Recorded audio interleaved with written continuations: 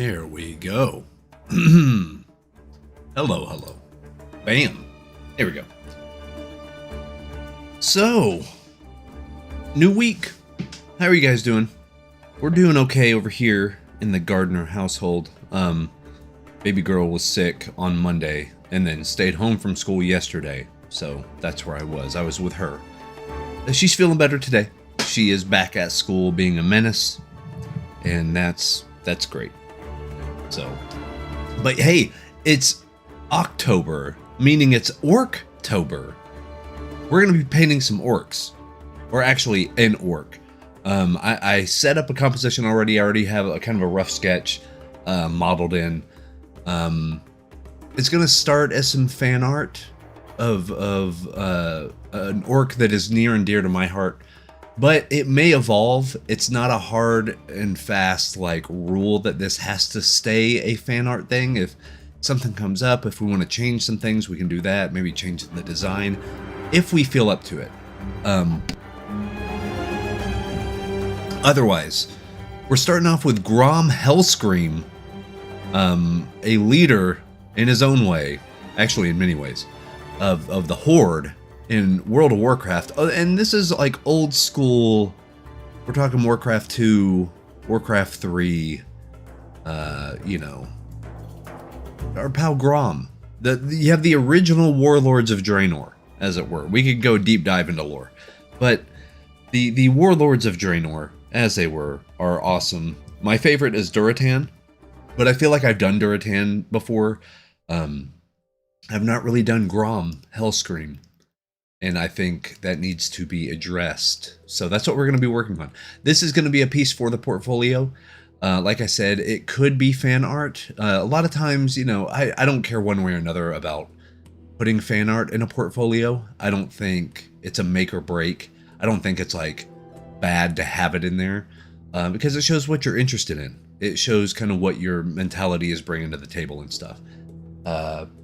But yeah, we're going to just do some design work today. We're going to set in our values, finish up the composition really. Tomorrow we'll probably be doing a majority of the painting on it.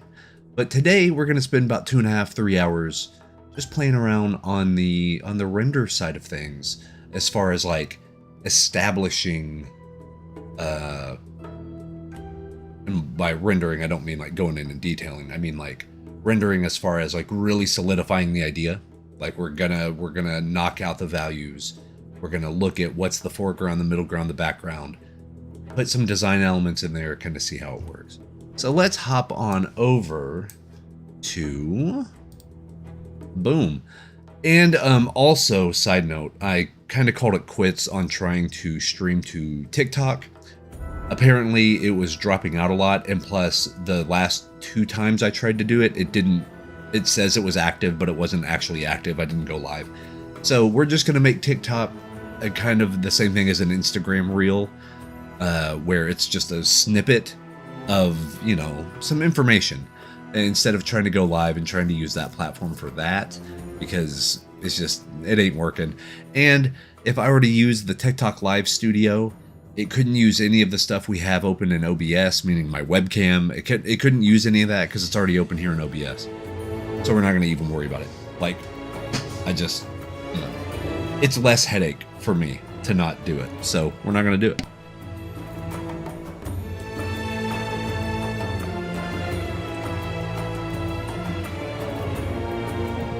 There we go.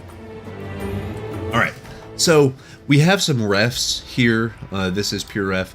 So in kind of the style that I'm looking at, here's good Greg Manchess. You don't know who Greg is, you do need to know, in my opinion. He is one of the main contributors, if not the creator, of the website Muddy Colors, which is a great kind of journal about illustration and painting and being in the entertainment industry and stuff like that. But he is an absolute master at really everything.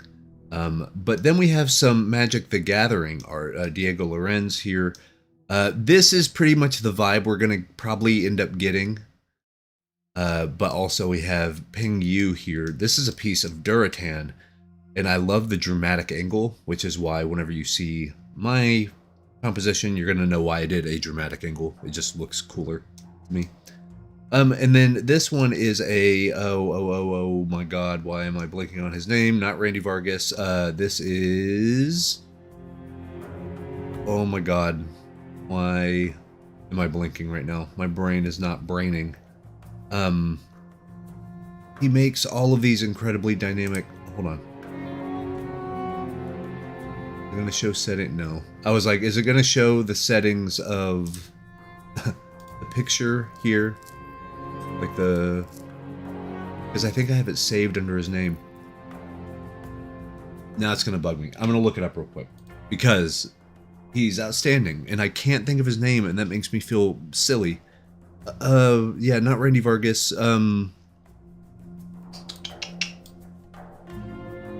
Very good because he has more dynamic, kind of comic book-esque things. Sorry about my allergies, by the way. We just can't get over it, you know.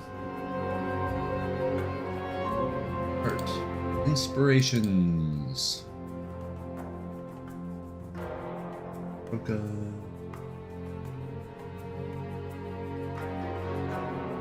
It is Andrew Marr. That's it. Andrew Marr. Why could I not think of his name? Maybe Marr and Randy Vargas. Maybe the R things is what I was thinking of. But these are sort of the compositional and execution examples that I have up. But really, we have Grom Hellscream. I really enjoy his Warcraft the motion picture design. And then this is the one more from like Warcraft 3. It's a low-res picture. Same thing for here. This is Warlords of Draenor right here, which is kind of the base that I used it off of. But got more detail stuff here. We're going to kind of integrate a little bit of this design, a little bit of this design, maybe a little bit of this design. Just kind of do the fan art type thing. But really, if it ends up looking more generic orc, I'm fine with that too. But yeah, let me move this over to the side. And you can kind of see what we have so far. So this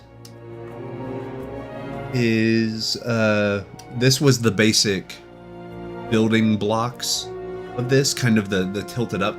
I know I talked about doing a tilted down piece earlier, I think last week. But I kind of want to make this in the style of a Magic card, because, you know, I got a new Magic set that I'm doing work for next month, so it's good to kind of practice, kind of keep those muscles going. So yeah, we're gonna approach it the same way I would approach a Magic card. And so we have our basic kind of building blocks right here, and then I did a little bit more of the actual design stuff over top of that. And then I also made a version where I kind of merged these two sketch layers together. And then I zoomed in a little bit so you can see how it kind of cuts off the legs. I can't decide on which one is a better composition. Like, I think this reads better because you could just see him more clearly. So I think it just reads better. But this one has more, I think you can do more compositionally. Like, the background and the setting can be a little more than this one is.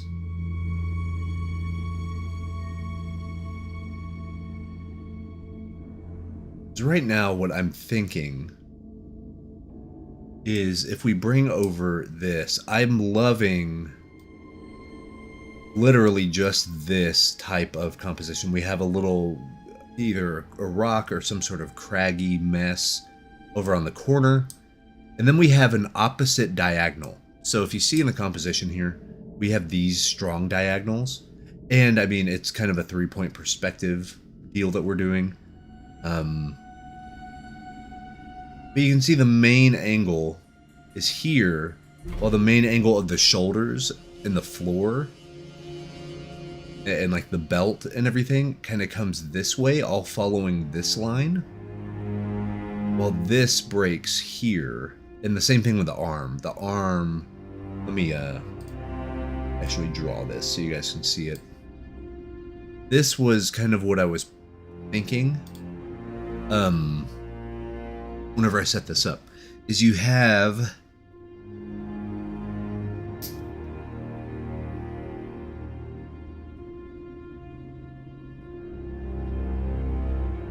these right here, right? So that's your diagonals this way, but then compositionally, that diagonal, that diagonal. So there's a lot we can kind of play with. You can go one of two ways with this. You can either make something look like it's coming up over here. Like if we were to do, let's do like, if we were wanting to do like smoke cloud type things. Actually, we'll get the, you want to do like smoke cloud kind of things and follow these lines like this, the perspective and all that stuff. Do that, or you can do it the other direction, where you kind of have the mountains and stuff going and following these diagonal lines.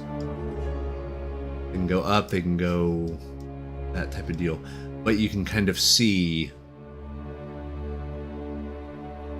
he would break that shape a little more because it's going against his diagonal, if that makes sense. So you could have all this stuff here, you could have this kind of following those lines, but basically you're just following that line of perspective. So it really depends. It depends on kind of what we want. So what we're going to do, we're going to fill in both things. That way we can sort of choose which one we like better.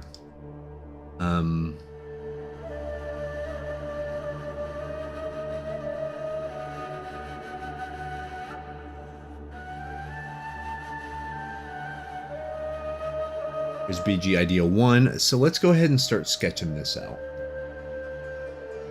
Okay. Over here.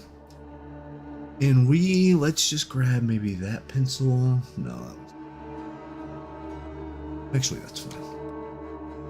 Let's make it a little smaller. So if we want this sort of smoke down here,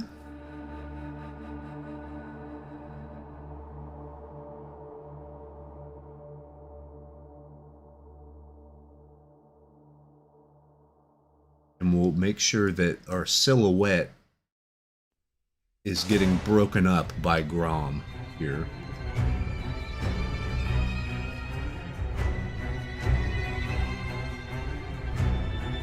We have that, which is almost like a sunburst that's kind of following along the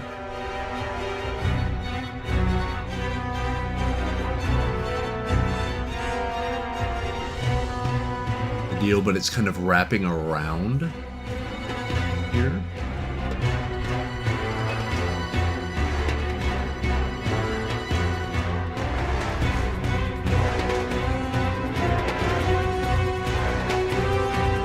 See what I mean? Something like that, or we can do it the other direction.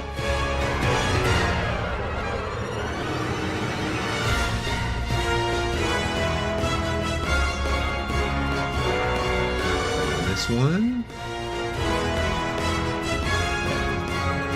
and then kind of how we talked about, you have like some sort of rock craggy deal like that. and then either a mountain or clouds or something coming up this way.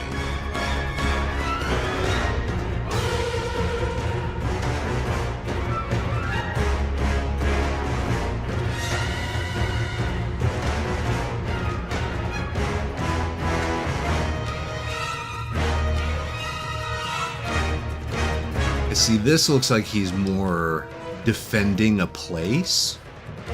Does that make sense? Like, and then here's where you can bring in some like clouds or something, right?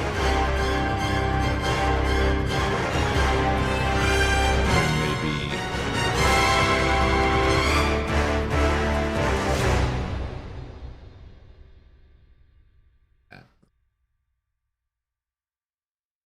Corner.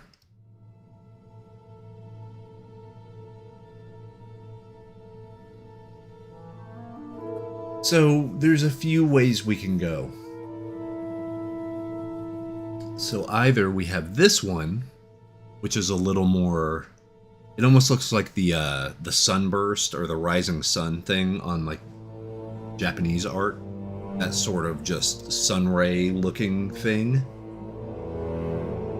Or counterbalancing it this way, where it looks a little more like he is defending something.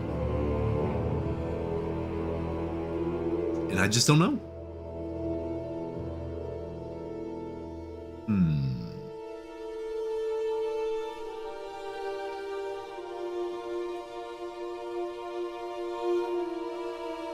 There are pros and cons to both. You know.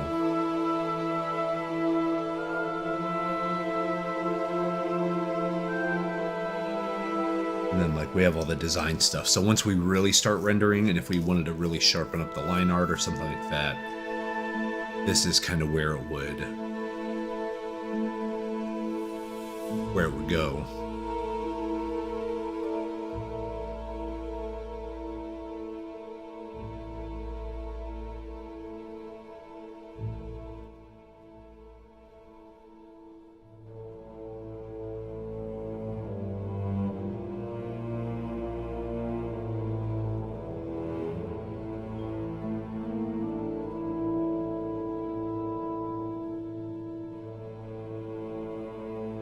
And then we have like rendering style, like what do we want the rendering style to be? But if it's going to be more of a magic type thing, I think it'll be closer, of course, to like these magic style renders. But maybe the background can be a little bit more washy, you know, ink and oil paint with liquid on it type of stuff. Yeah, see how these are a little bit more rendered, and makes sense, you know.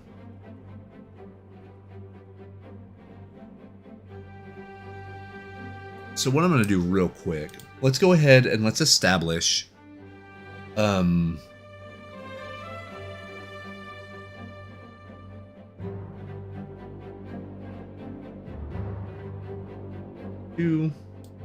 that's in there. The idea one, let me make a folder for that as well.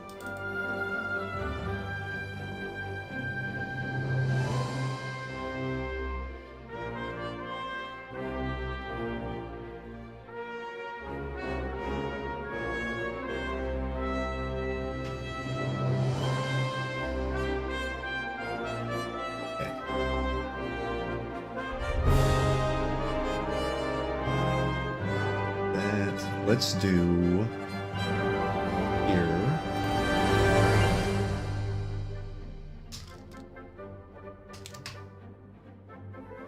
We'll just do value separation for that.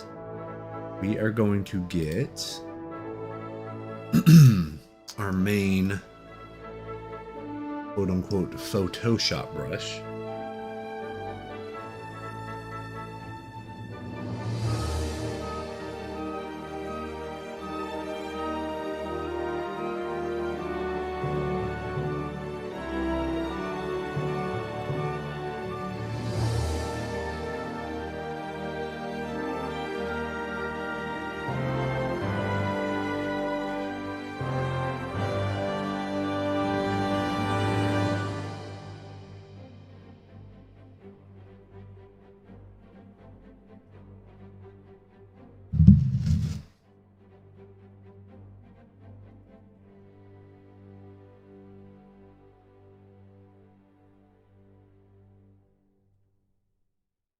Just going to come in and block in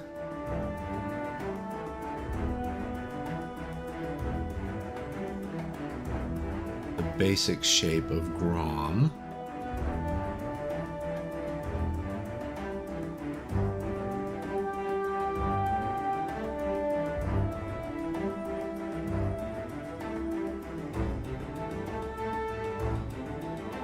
Easier to separate background.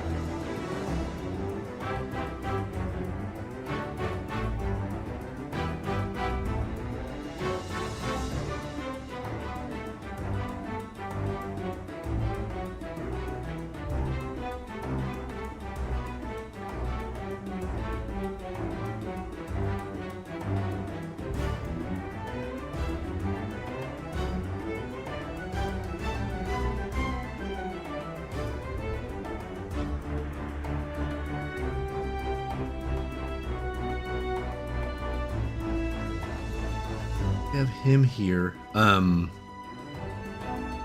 Just there. So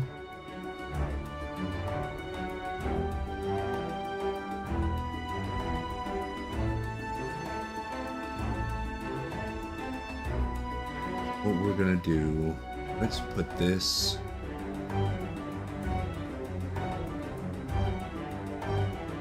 to multiply. Because I need to make that in the folder. Okay, yes.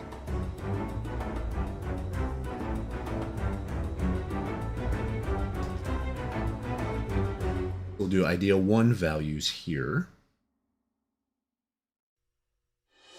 So it would be like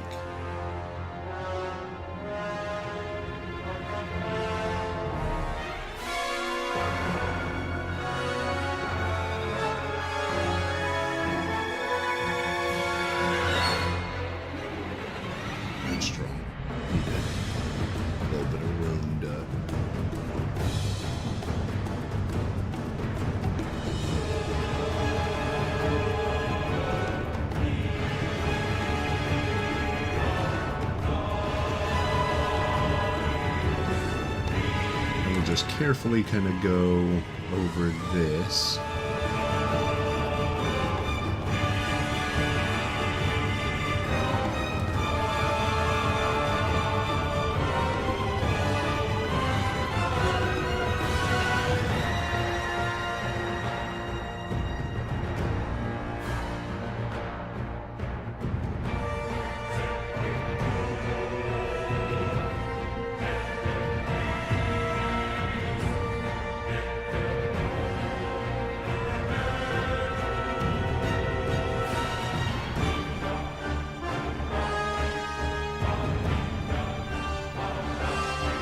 Just block this in, and really I'm just using these lights. The main goal of them is to just let the silhouette look real strong. Get that here.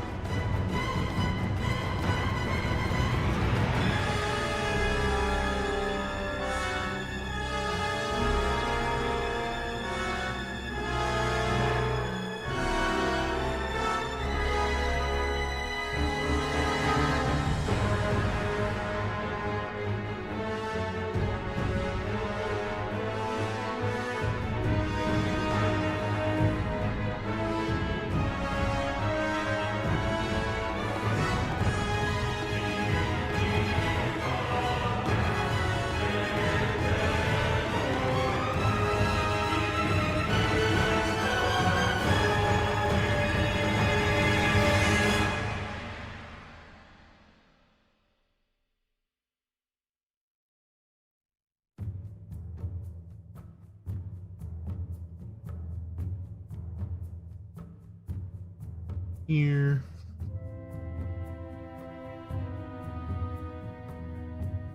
Yeah, you see what I mean? We are essentially doing that kind of sunburst idea. A little bit of smoke right here, maybe. This just gives us something to like, a little bit of wiggle room.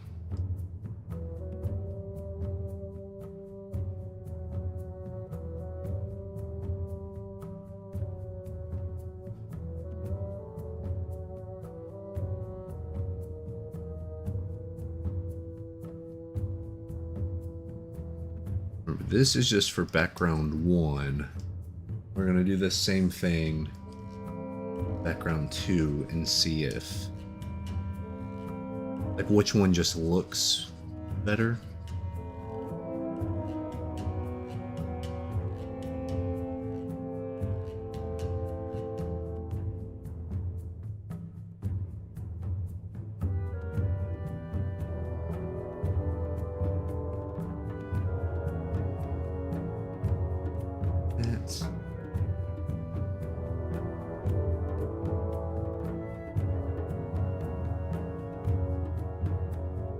There's idea 1.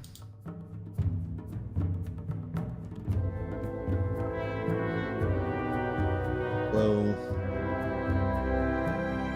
Low.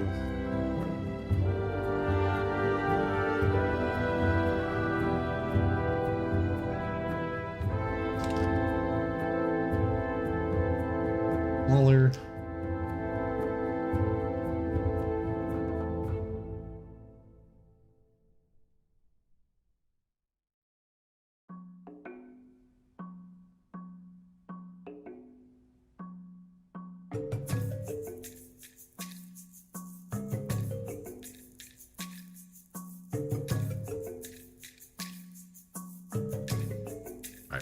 Had to get my layers in order. Here's background 1. Now let's do background 2 idea. This line art will also be multiply, meaning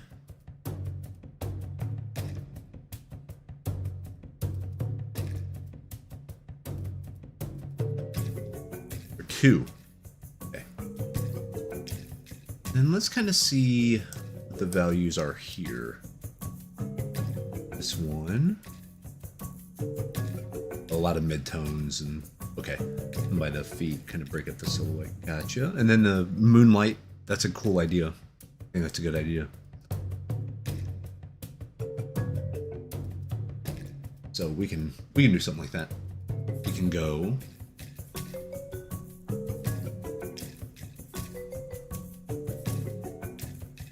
hello, hello. Thank you, Harpri. Hopefully that's pronounced correctly. This is the Guild Wars 2 soundtrack for the expansion pack, Path of Fire.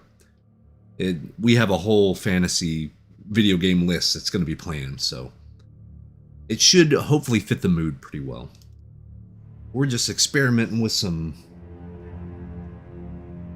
background ideas for this composition.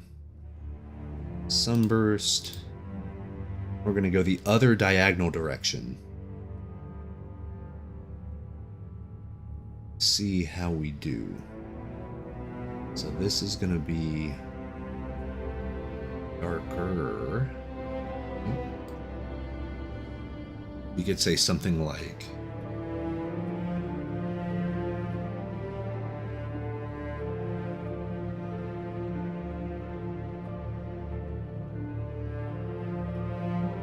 even darker.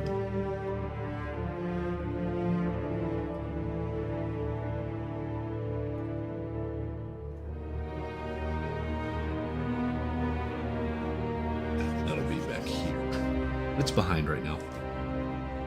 So it'll be dark. Grab that, and then we'll bring up the lightness a little bit.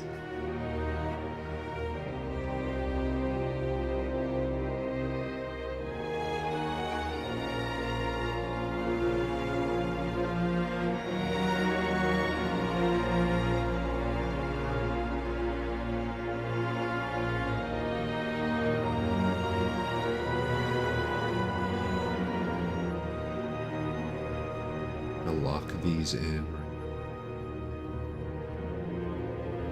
And then we can get a better sense of how it just looks, you know. This, I'm actually going to do it slightly lighter, pretty close. This, falling behind him.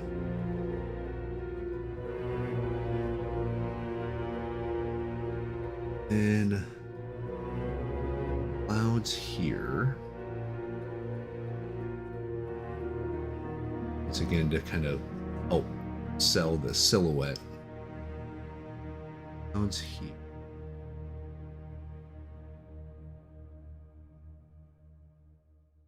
Maybe a little bit more, a bit darker.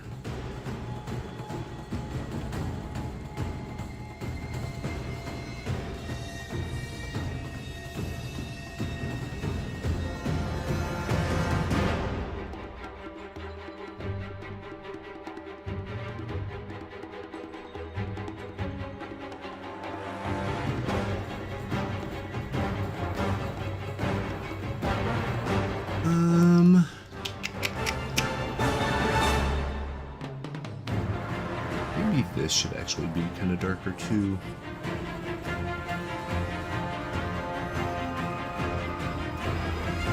Especially if that's kind of like a mountain pass sort of thing. Maybe that gets lighter exponentially.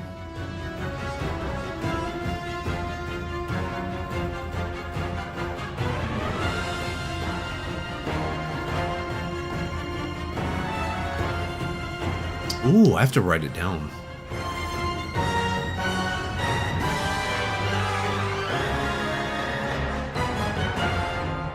I'm always looking for good, like, kind of background music to listen to, you know?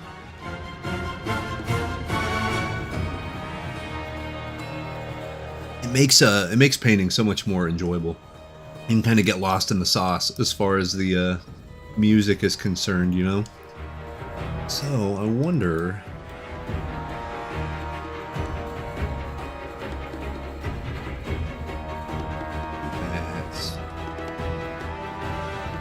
which one is better?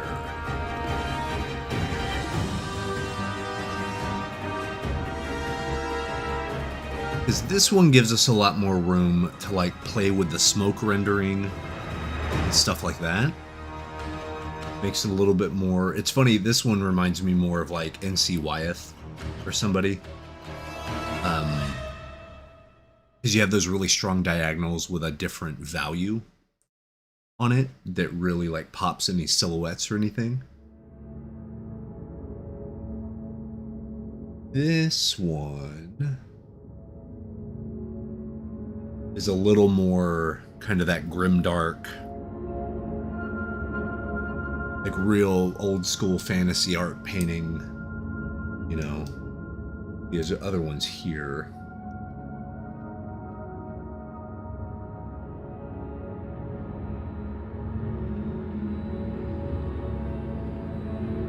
Loving the rendering of Greg's stuff, but I think it's really gonna match this pretty close.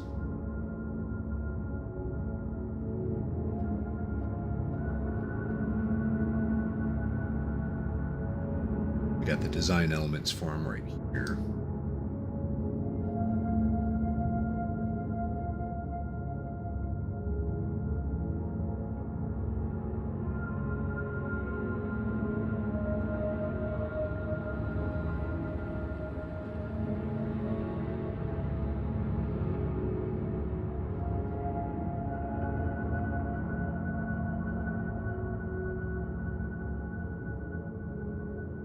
This one feels more like a hero shot.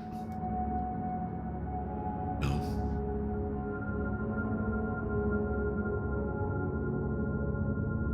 Yeah, all of the... That's kind of what I'm going for here. So for ORC-TOBER, we just have it like as a... You know, I didn't make it up or anything, but it's a fun thing for the Discord server. That way we can all paint an orc you know, try our best to try new things and type of stuff. So, working. Yo, what's up, Half Warrior? Oh yeah, I'm jotting all these down. So if you guys have like whatever you guys listen to while you paint, let me know. Because I'm always on the lookout for adding more stuff. I have like gigs and gigs and gigs of music, but I'm always looking for more. And the great thing about these game soundtracks like Guild Wars, World of Warcraft, you can play them on live streams and they don't get like copyright stricken, which is great. Because it has a nice mood to it, but we're not worried about like getting thrown off the internet, you know? So yeah, see, so this Andrew Marr piece is a little more subdued in the values. It's less dramatic, like the composition's great, and plus we're gonna make ours a little more subtle than what we have right now, but I need to figure out what sort of vibe we want from the picture. Do we want something like this, a little more bombastic, where you have the really bright highlight of like the sunlight or whatever behind? Meaning, and this could be like really light, thick smoke.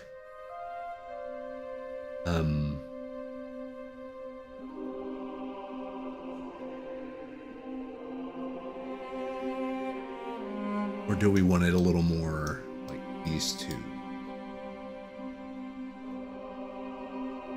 There's a little more nuance in these back values, which is what our second one is.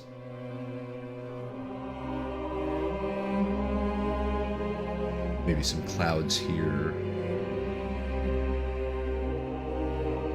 Mountain type thing.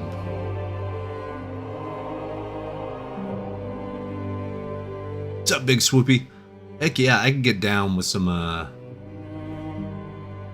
like the fantasy power metal. Like I have Iced Earth. I have like Amon Amarth. It's funny, who was I listening to the other day? I was listening to Adrenaline Mob, which is like a super group that not a lot of people know about. But it's like the guy from Symphony X and Mike Portnoy from Dream Theater. That's what I was listening to. They do some kick-ass, like, it basically sounds like a big, like, galloping power metal version of Dio. You know? Because the Symphony X guy, he also sings for, like, Trans-Siberian Orchestra, I think.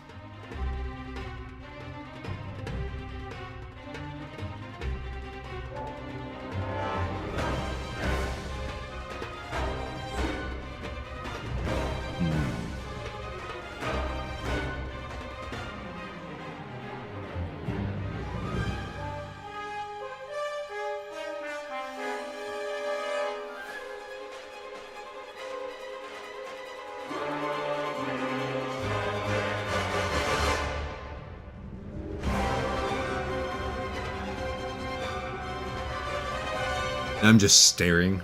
I'm just trying to move like 5 or 6 steps ahead in my brain and see what is going to work, you know, really well. You know, what composition is the better one to like put the time into? Because the nice thing about digital is you can always just go back or like revert or whatever, right? But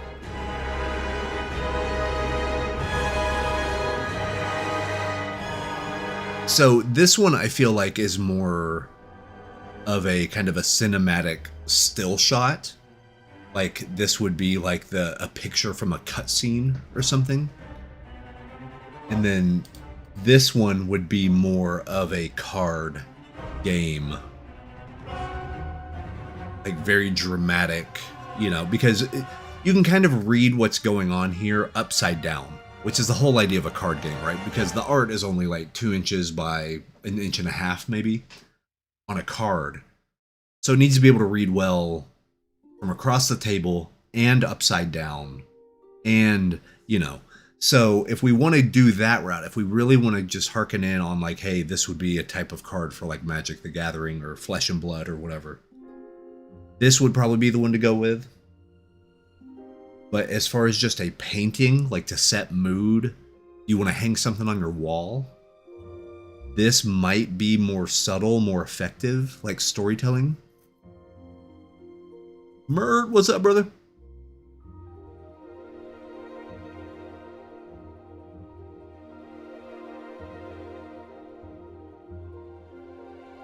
Yeah, Dream Theater is back, man. Dream Theater is they're touring, yeah. Like Mert said, they're on tour. They got the cast back together. I know Portnoy and Duder, a guitar player, John Petrucci.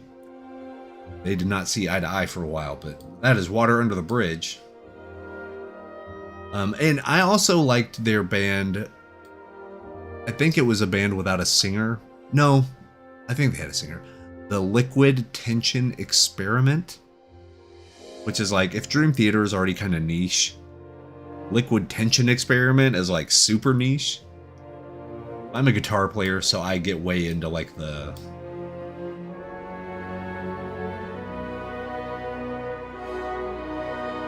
Yeah, so this one's more of an orc, like, that's true.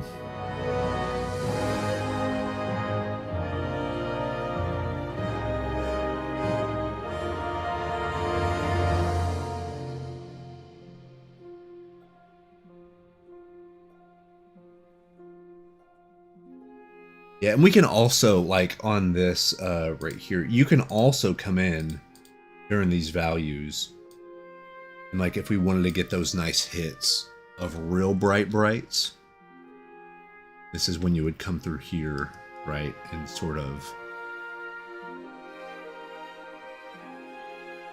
ease up that,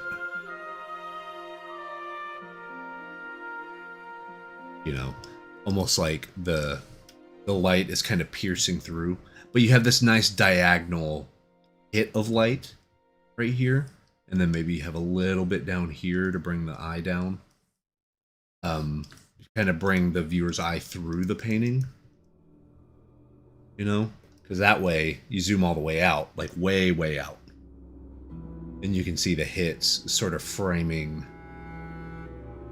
Maybe we can bring one under here too, so we understand that light is kind of piercing through there, you know.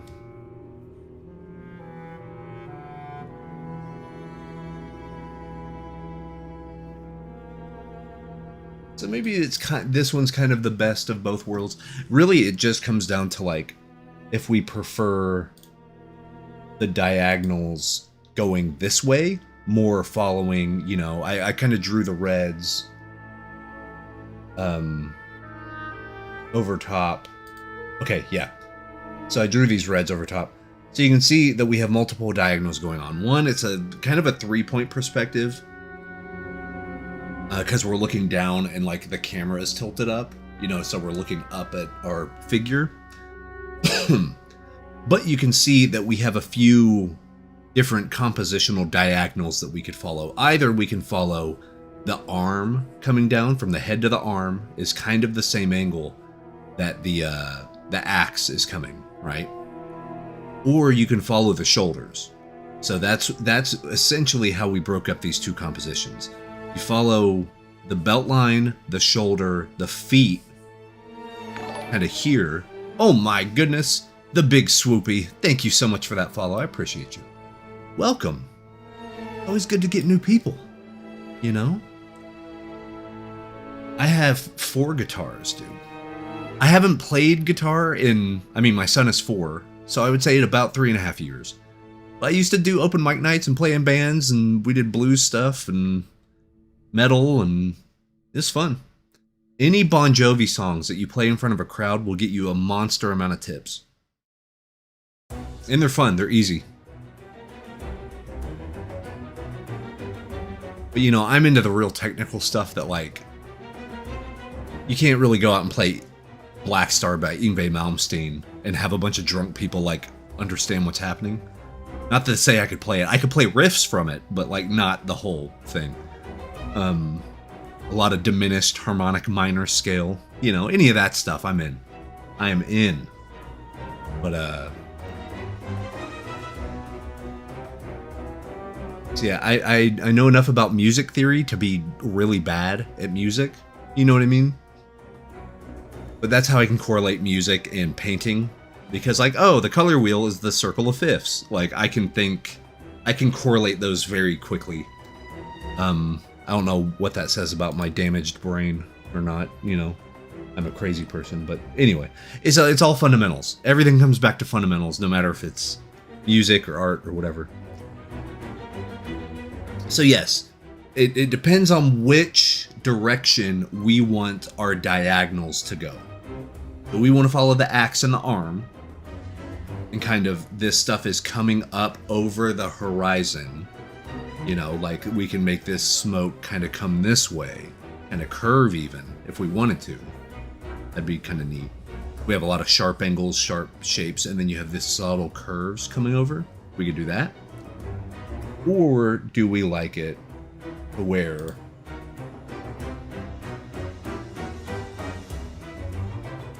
it's following the shoulders and stuff? This one seems more grounded because it makes sense that all of the other stuff would also follow the perspective of the orc.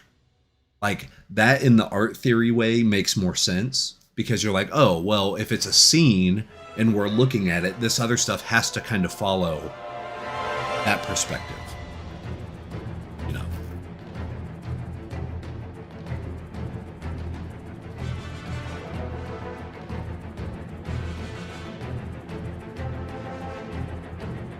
It's talking about music and stuff. Heck yeah, man.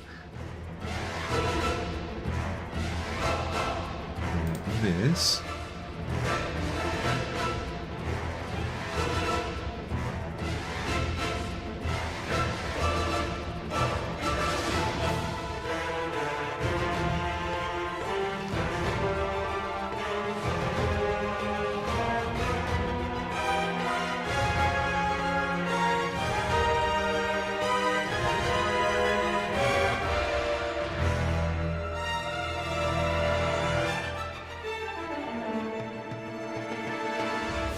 So we might go with this one.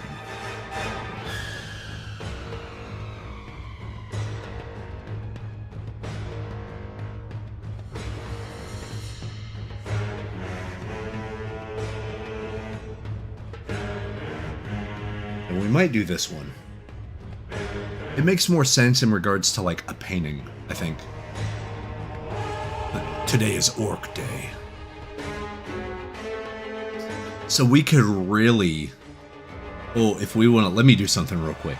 If we want to mix the two, if we want to mix the chocolate and the peanut butter, and mix the Orc Painting Day with a Friday Fun Day, which is our game day whenever we play video games and stuff. I mean, these are all game soundtracks right here. But let me crank out a little something. Let me put a little something on here. Let me go... file.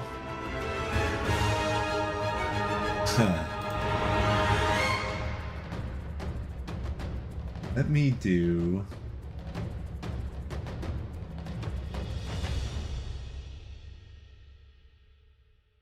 I want to play each individual song, or do I want to just do the big stuff over here? Basically, I have all of the Blizzard soundtracks, so we could do like Warcraft 3, all the beeps and boops. Here, I'm gonna bring some of those songs in.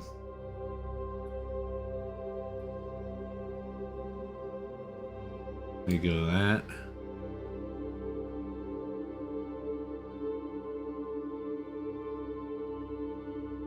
Bring in some of that. Open. And then let's bring some of Throne.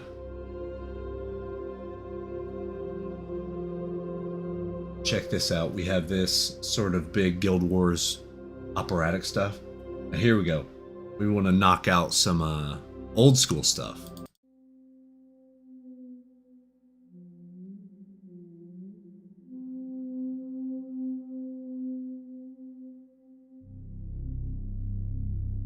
Yeah. All hail Orc-TOBER.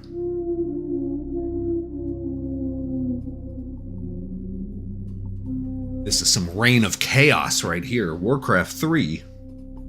Reign of Chaos.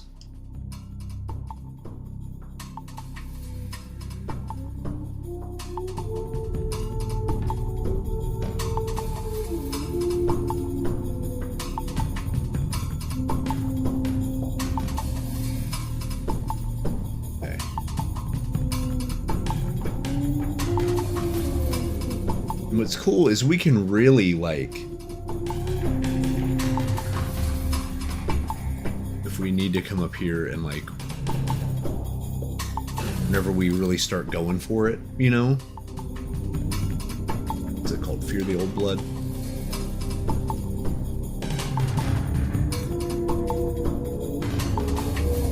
Nightmare. Our goal would be pretty good.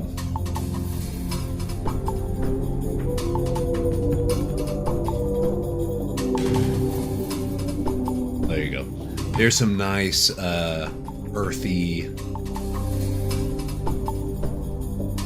or blue nighttime scene. We could do that. See, we're doing this part way too early, but just kind of give us an idea. I like that very earthy look to it, because if we look at the reference that we have from the Warcraft film, let me turn the color back on here. And even like Warlords of Draenor, very warm colors, very warm color orc. They got the green, but you can still see it's very warm tint. You have that orange undercoat, that underbase right there.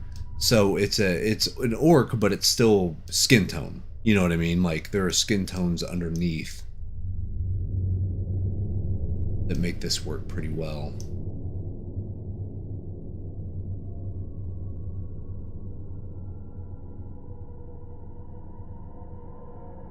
And something I noticed about all of these pieces, there's some guys, duders back there in the background. There's duders back here in this background. There are duders back here in this background. So maybe we can introduce some of that too later on. And I just have Greg Manchess here because he's outstanding. So. Ooh, we could do that. Yeah, maybe have that embrace these warms, kind of the nice off greens and stuff, but then really bring in the saturated reds, like it's a blood moon or something. So now he's ready to rock and roll. Actually, before we get too much further, let me find some more Greg Manchess stuff, because one, I just like looking at it, but also that might start giving me some ideas on how we want to render this thing out. If you don't know Greg Manchess, please, lordy lord, do some research on him, because, like, homie's got it figured out. These are oil paintings, by the way, no digital. Greg is stupid good.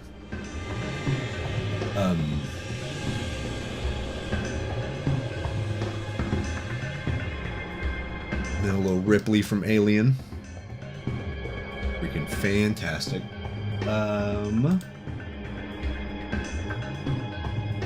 There's even some I haven't even seen before.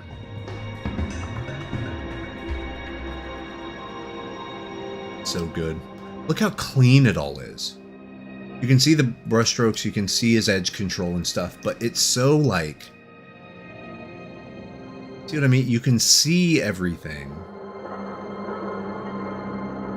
but the shapes are so solid. Like, look, just one kind of value does the legs, the shadow, the this, all the way up here. Look at the dollop of paint. Oh my gosh. You can just see his brush. He did that one time. He put thick paint on it and went whoop. And that was it.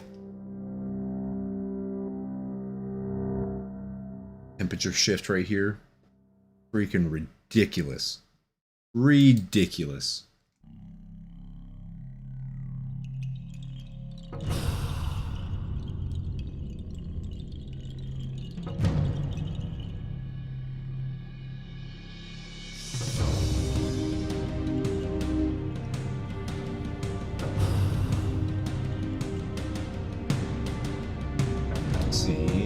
use this one, which I love the...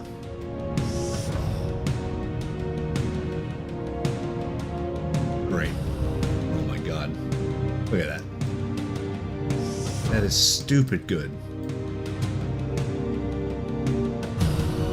So this might be how we do our background. So you see, it's almost just gradients.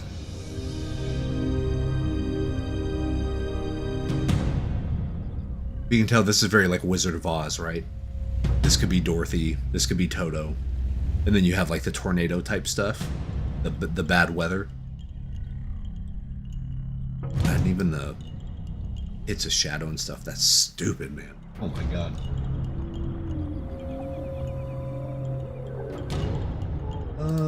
Okay, here we go.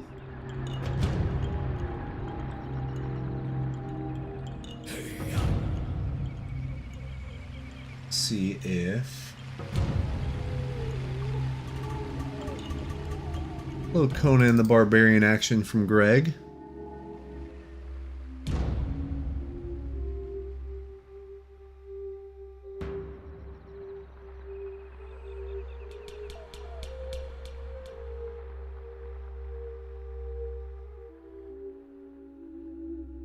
Conquistadors. This is dope. Look at that. Talk about drama.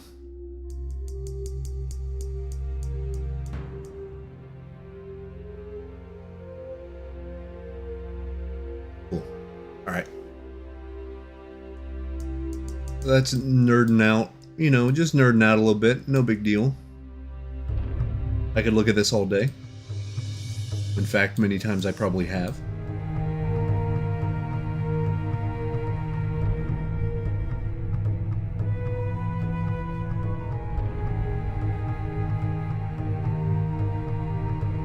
Reorganize our stuff here. Okay. So.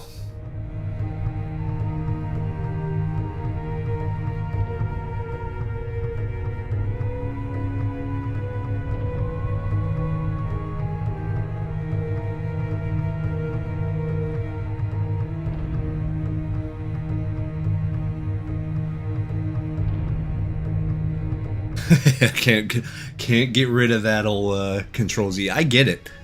What's so funny though, and this always, like, in art school, whenever I first started art school, I was of course used to acrylics, but never really used a lot of oils. And then after the first semester of life drawing and kind of just learning the tools, and you know, because for some of the assignments we had to use oil paint. You have to. That's just part of it. You got to learn how to use the material. I love oil painting because it never dries, ever. I mean, it takes weeks, if not months, if not years to fully oxidize and like lock in. So you can start a painting and then set it away for a week and then come back and then just start smudging edges and fixing things and all that.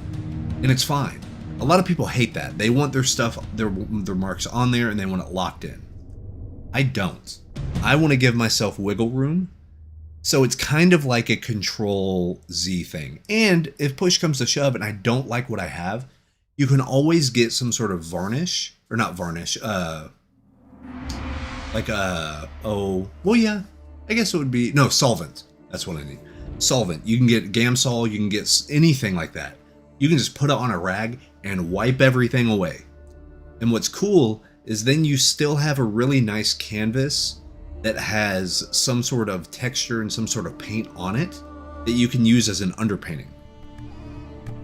So yeah, it could be a lot of time spent and a lot of time, you know, kind of second guessing and all that stuff. But I think oil paint actually allows the most freedom out of any traditional medium. Because pastels and, you know, a lot of that stuff isn't necessarily permanent. With pastels and the dry media, you can erase it. You know, pencils have erasers for a reason. But with painting, it's like acrylics.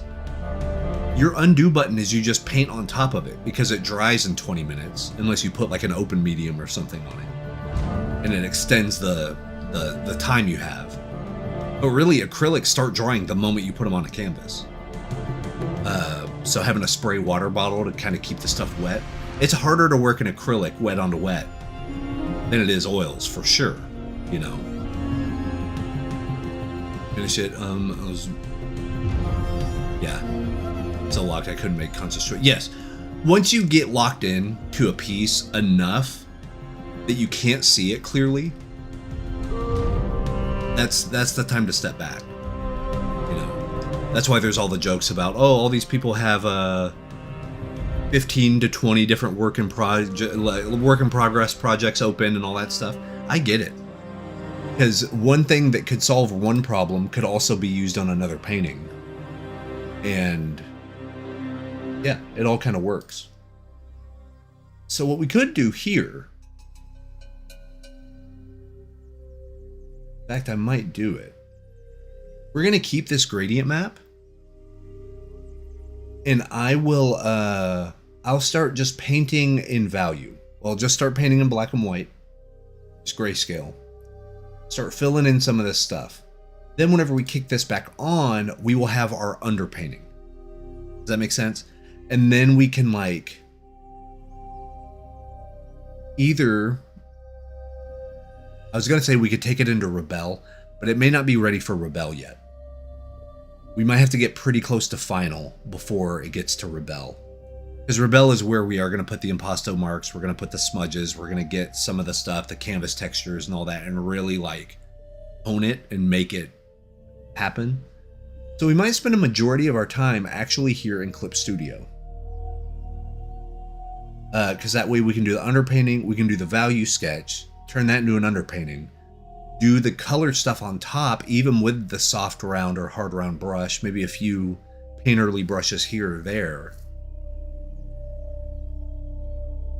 Lock everything down, and then move it over to Rebel. So I do love oils. They just give you more, I don't know, they give you more versatility, they give you more feedback, I feel. Gigarumi! Hello, hello. Oh, thank you so much. So yeah, this is my makeshift 3-point perspective.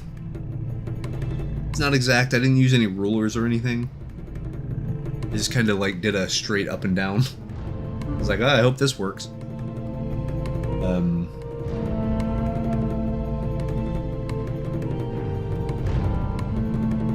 Yeah, I think this one's more, this background's more nuanced, we can get away with more. Rather than the,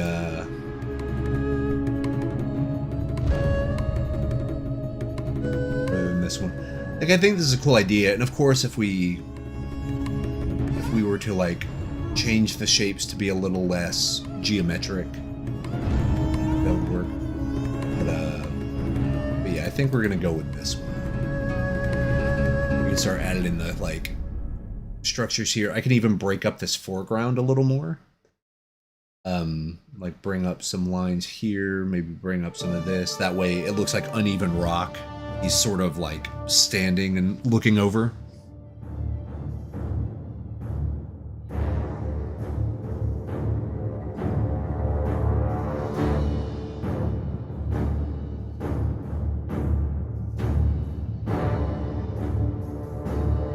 So what are we gonna do? We're gonna do this. Do I need...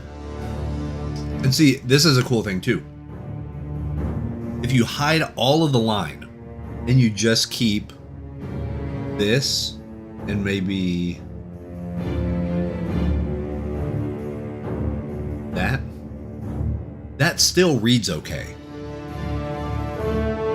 You know, you can't really tell who it is or what it is, but you can tell it's somebody or something, like a big behemoth type thing with an axe. And that's kind of what, I mean, that's what we have. So, cool.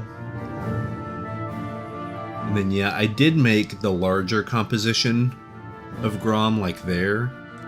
But I think I like seeing his feet. I think I like seeing him grounded. It's more of a, like a power triangle.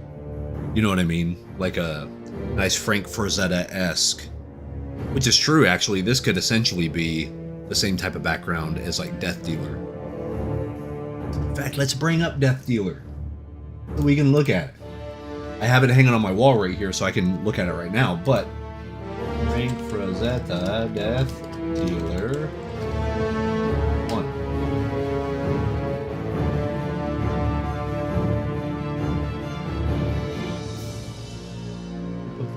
Let me find a good... Okay. That. We bring up... Where's my pure ref? There it is. Here it is. Okay. That.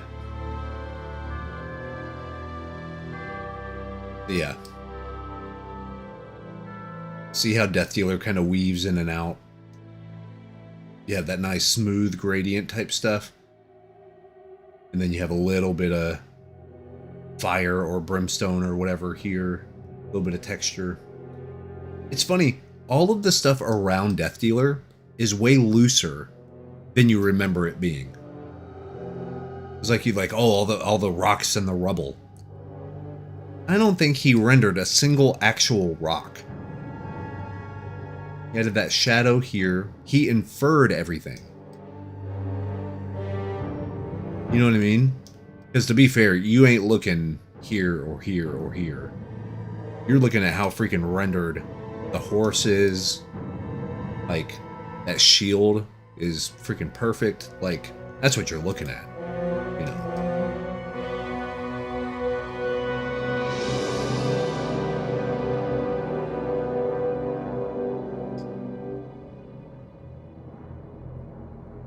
Yeah, so, right, the bigger one does have the vibe of, like, he just took care of business, you know? Which, you know, it does work.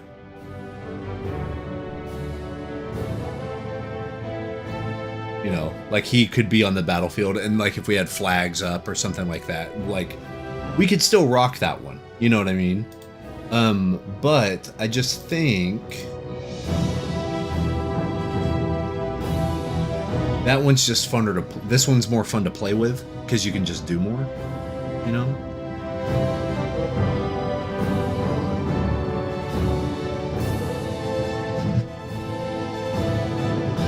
Sure, we're good on time. Like I said, my baby girl was sick yesterday. She stayed home from school, which is why we didn't stream. I was planning on streaming yesterday, but it just didn't happen. That's why we're doing it today. Here, how do I want to clean this? We could clean it while we render, actually. And if that's the case, layer, merge visible to new layer, boom.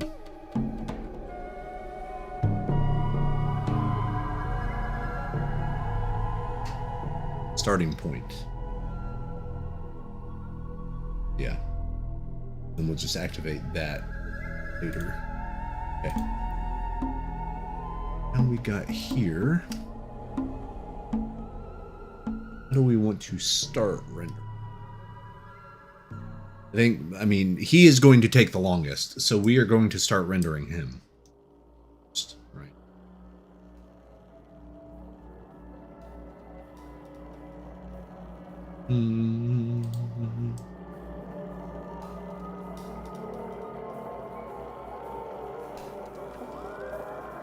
Here. First off, I need to find the most shadowed areas. The nice thing is this will be more of an overcast, stormy sort of area. So I think that will help to get the darkest darks put in. Maybe not the pitch blacks yet, but like a lot of the darkest darks. But since it's an overcast and very kind of cloudy, muggy, there's not going to be super harsh lighting. So we can sort of kind of blend and weave and do whatever we need to do to make it happen. So like if I were to come over here and like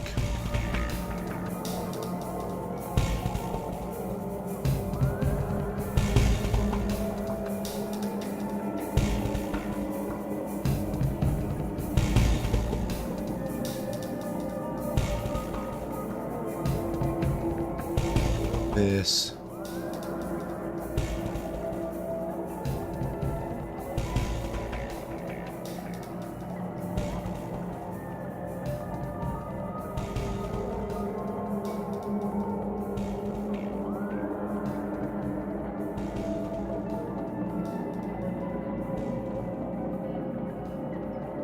Get the actual heart round, and then we can just blur this stuff out later.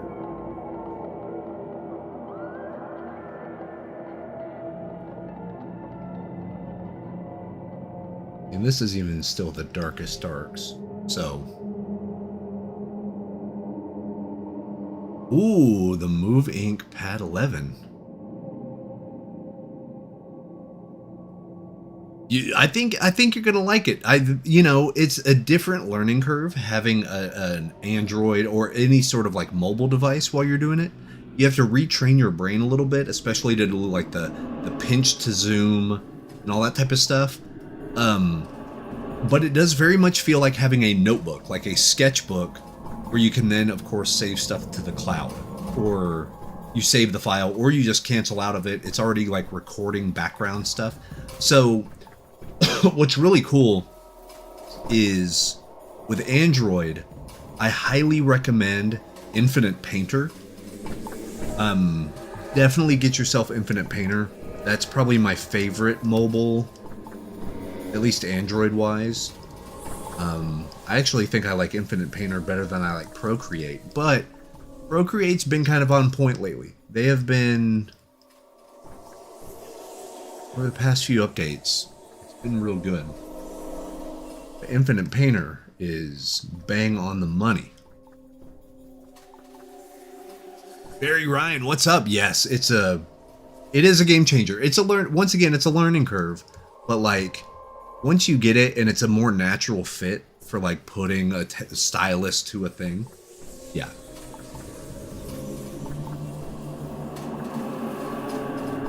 I'm gonna get this right here.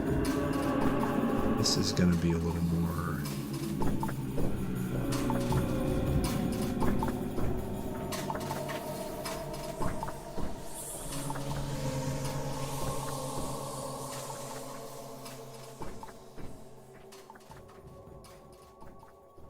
Funny, this reminds me of like Krang or something from Teenage Mutant Ninja Turtles. Just the way he's standing and his like build. Look at this. And remember, this is just kind of the ambient occlusion. These are our darkest darks as far as the shadow. And since it's going to be overcast, there's not going to be a lot of hard light and shadow anyway. What I do want to do though,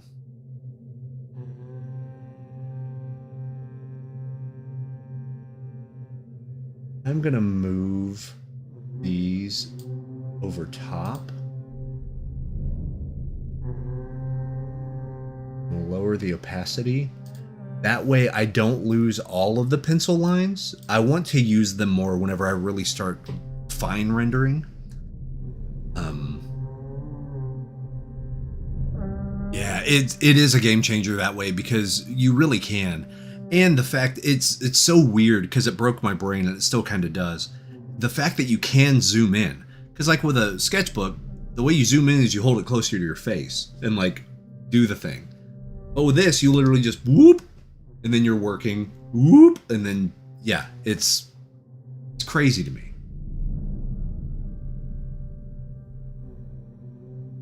Swapping between the apps.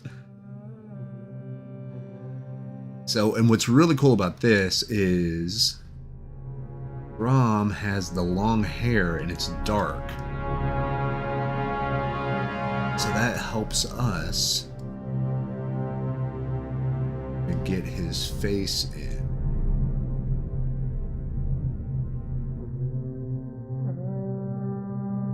Like here, that. Facing down, so that will be shadow for sure. And then like this is more of like a shield type thing.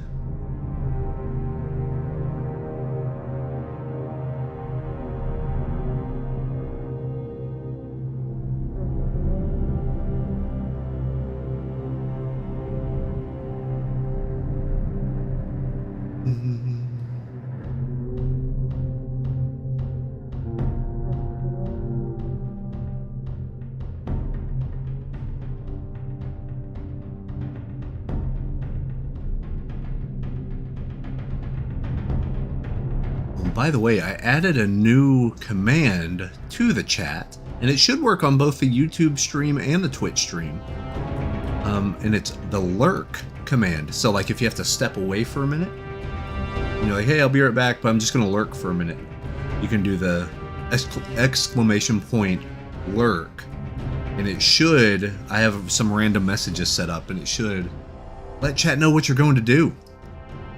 It's of course what I've decided that you're going to go do, but you know, it is what it is. And I'll be adding to it all the time. I think right now it has like 13 or 14 different things, but I'll keep adding to it. And forever and ever, you know. And this.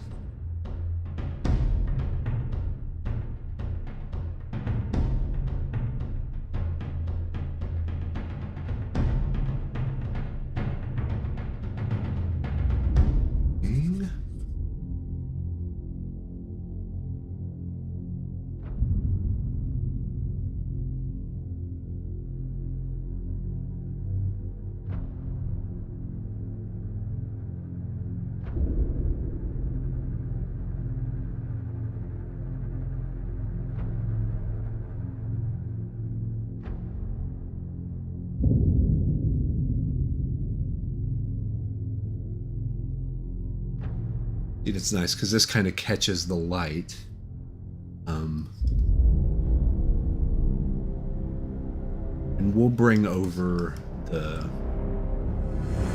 references here in a second, just to kind of make sure we're getting the local values down okay.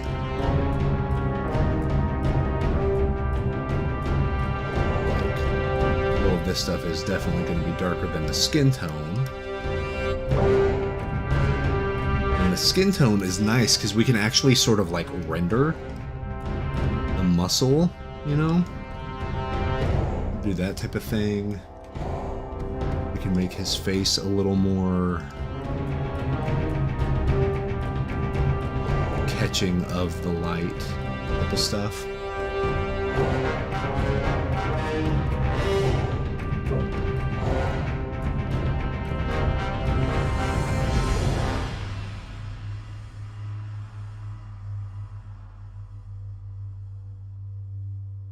Whip, dark.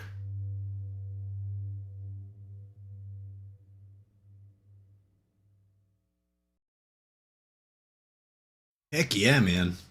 That's the whole goal. That is the whole goal. Anytime you can find any kind of motivation to go do it, that's it. You know? This is right here.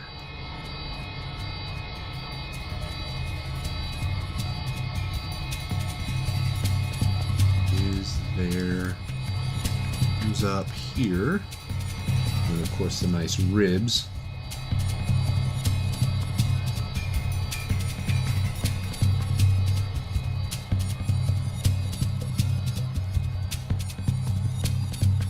And this is actually all going to be lighter because it's fur. I can hit up all the fur with this. We can always temper it back if we need to. That way it just gives our brain something to like be able to hold on to. It's differentiating the values, not as far as like shadow, but as far as like what material is brighter or lighter than the other material is always pretty important. And it helps readability. Like whenever I'm making sketches for like Magic or really any client now, but especially Magic, they like their sketches to be kind of like this, where you're showing them relative values as far as materials versus overall composition values. You know, where's your foreground, where's your background, that type of thing. Really, the cleaner you can make your rendering ideas, you know, they don't want surprises. They don't want you to go so far into a rabbit hole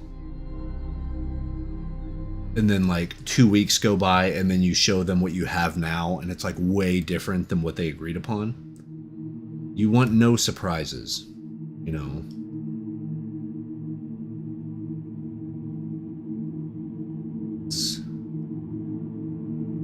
We can even like join that up a little bit.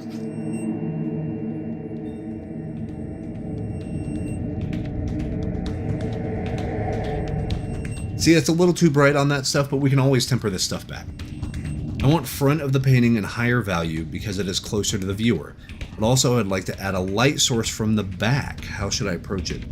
So I'll give you two answers. One is the quote-unquote concept art answer, which is a shortcut. And then I'll give you what I consider is the more, I guess, not correct, but like the one that's gonna get you a better result, but it might take longer. So the first thing you can do, let's say we wanted to add, you know, we wanted to add the backlight to this right here. What you could do is you could do your good old rim light, where you basically on the edge of, and actually let me mark this real quick before I get too far into this. All right, so it's gonna mark this for the video on demand. So the question is, you have a lighting, let's say you have your higher value thing in front or a darker value thing in front, and then you have some sort of backlight. How could you light this to where it would make sense? So the answer is, if you have something lighter up front, you don't even need to worry about the light in the back. Just make sure that it's not overpowering. Make sure the light from the back is not necessarily brighter than the thing you want in focus. Now that would be kind of a tricky situation, and I'd have to like see it, but every light has a source, and that's going to be the brightest part of the light. Okay, so you have to think about it like, is your subject lighter than the brightest light source? It can't be. That's impossible. Like, the brightest light source is the sun. Your value range, your person cannot be brighter than the thing that's lighting it. You just can't, not really, unless it's like you have a piece of metal and it's reflecting the light back, like, and then you get into some weird stuff. But as far as like a composition, your light source is always going to be the brightest light, because it's the source of the light, by very definition. Then you can start playing around with, how is the light hitting things? How intense is the light being thrown at an object? So here, let's say this is like sunlight or something, or firelight piercing through the top of this mound or a canyon or debris or whatever this is. You can do what I consider the lazy way, which is still hard to learn and it's still tricky, and I'm going to get some hate for this, but it's called the lazy way because it's easy. You can do rim light. So anything that is facing the light gets the light. That's your rule. Anything that faces the light gets the light. So, like this back here, let's say we have Grom right here. If this is light coming over, you know, and light cannot bend, but let's, for instance, just say the light is peeking over. So you have all these light rays coming this way. You can do that math of, okay, what is getting hit with the light? Okay, so we know anything down here facing up and back should get the light. Now, we'll come in and we'll follow that rule. Anything facing back and up gets the light. Let's just do this. It's very sloppy, because you have to think, our character is under, right? It is under the where the light is coming from, right? You have this. That's also there. It's a big one. The big one.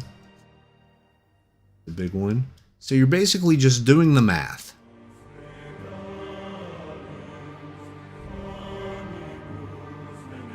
It just differentiates the silhouette. You know what I mean? And then now so that we have the outline done, then you can come in and anything on the inside of the silhouette that is also doing the same thing. So like we can get some of this fur here, might catch it. Some of this right here might catch it. Here we have maybe something like this. Maybe a little, no, but his body's blocking it. So you also have to think about that. The body is blocking the light from coming to his front. But this is kind of what we have so far. Then that's up.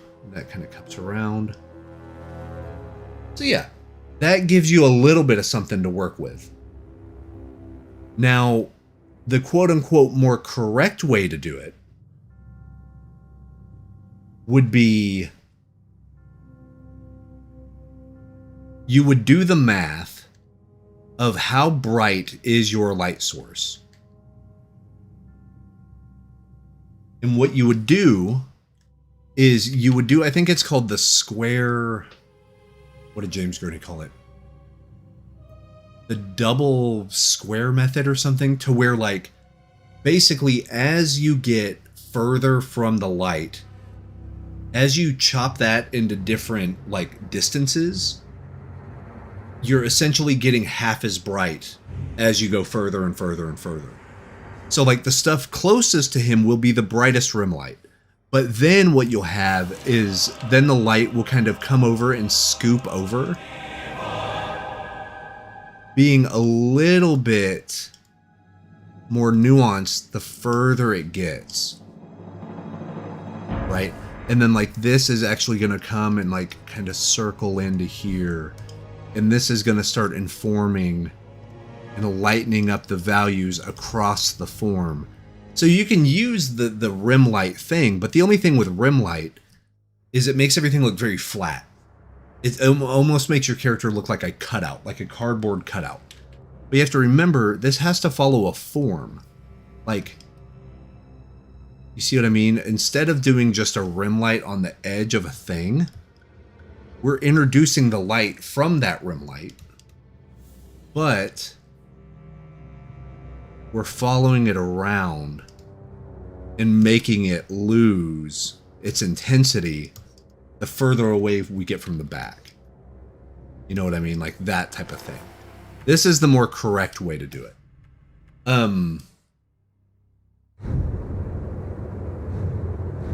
So yeah, my biggest thing is kind of how we have our Grom right here.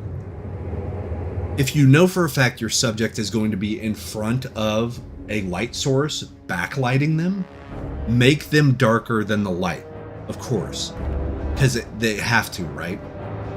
Then what you could do, so let's say it was your composition of the girl holding the scythe, and there's like a big house window behind her. She's on the street outside, but the camera is like from across the street looking at the character, and then in the background is like the big house. I would light that house. That light is going to be emitting, and it's going to be the brightest bright around her. Unless you had a street light, like that would be a spotlight. But even then, she's going to be closer in vicinity to that house because she's right next to it. So even if this light is weaker, it's still going to emit. You could do the silhouette of the rim light, but then do bounce light from a street light to like fill the face or fill the field. So overall, the value is going to be darker for your subject. So you're going to have your dark subject, but you can still middle around. And what you'll see here, you'll still middle around and add in some lighter midtones. You can still do that. Just know that that light source is going to be the thing lighting not only your subject, but the whole scene. So keep consistent with that. Your goal is to make them... yeah, so that's a great way to put it. What's up, Brent? So that's a great way to put it. It's like, the more rim light you add, the flatter everything is going to look. Which seems counterintuitive, because you think, oh, the more rim light and the more information I'm giving about where the light is hitting, it's going to add to the form. It completely takes away your form. Because by its very nature, you are breaking your values. You see what I mean? Because, okay, we have our dark right here for the hair, but then you have the brightest bright next to it. That doesn't really make sense.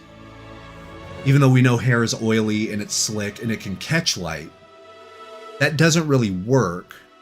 And especially around the ear, like in theory it works, but it doesn't look right. Do you know what I mean? And there's a reason for that, is because the light is actually not all that intense in mine. It's not like a sunburst bursting out and all that stuff. So like, I could literally just come in, temper this down more, so it's still a little bit lighter. You know, we're gonna bring the hair back in.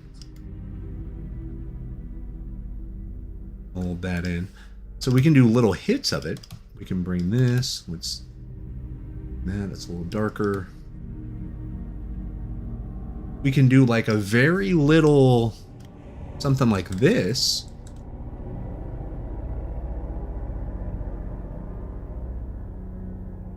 And then maybe get this and sort of bring it in. But overall, we want to keep that hair pretty dark. So I would say this is why the values are so important, is because you don't want to break up your value structure very much. You don't want to tear into that, because then everything starts to look like mud.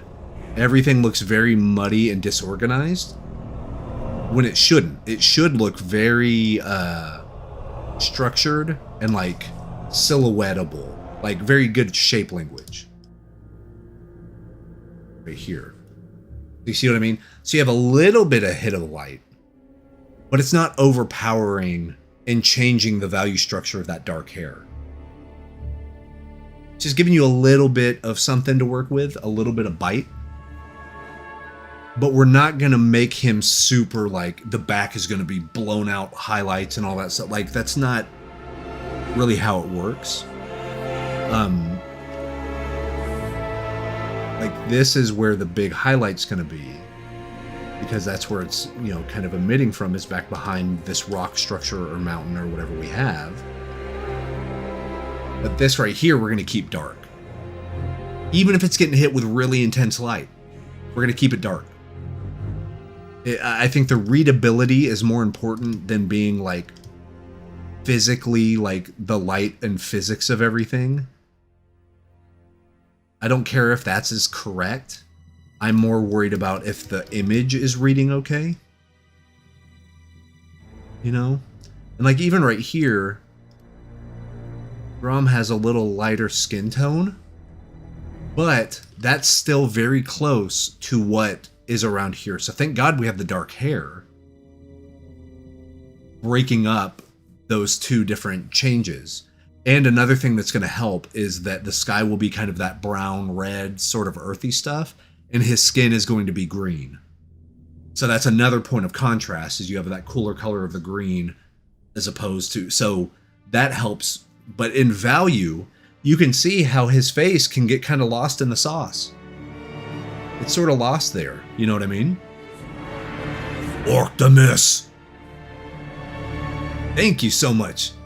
Hey, I'm fine with lurking, brother. Absolutely. Lurk away. Lurk away.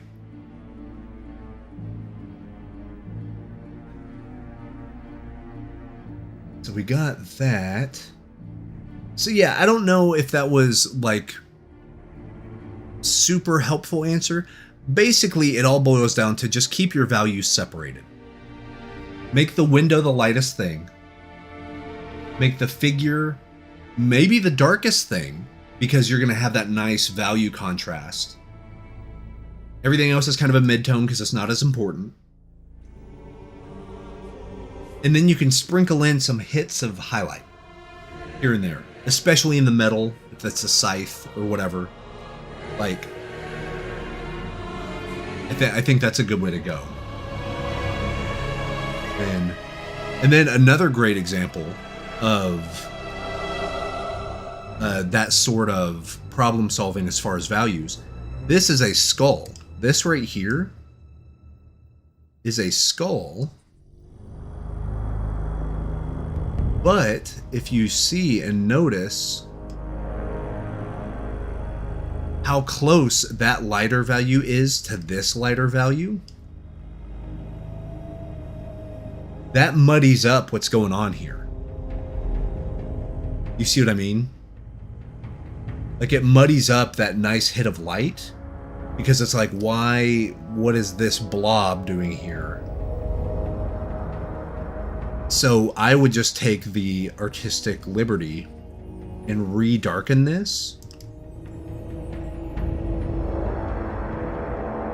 Because the more important thing here is this hit of light back here.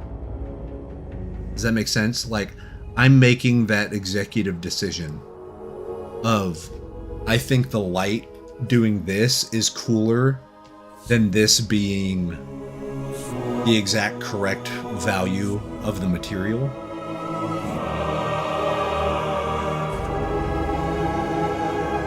And those are the decisions that you just have to play around with. You just have to play around with those, get yourself in those type of situations a lot. And you're going to figure out how to solve that problem.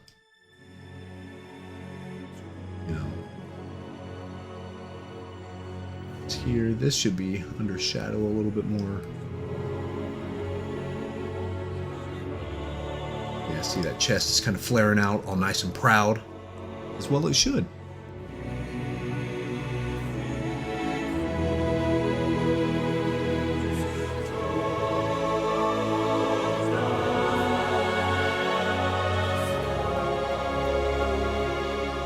This leather is going to be darker.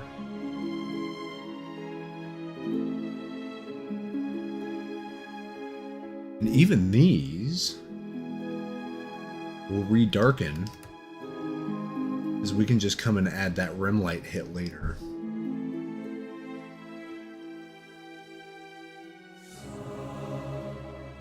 Just don't want it to kind of get rid of that, because that can easily become a tangent right there.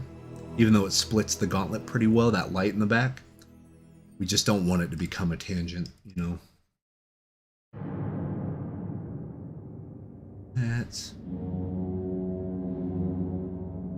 this. Let's get, because these are actually pants, so we can make these darker.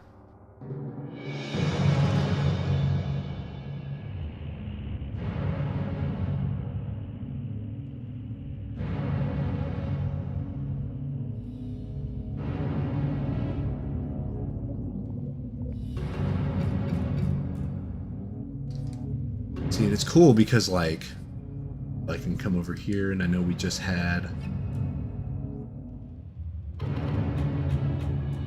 here, that we can darken these, and this. The ambient occlusion shadow we can actually make even darker. We can come in with kind of more of the, essentially the black, right? Some of that. Some of this, which will also buy us a little bit. We can get darker here.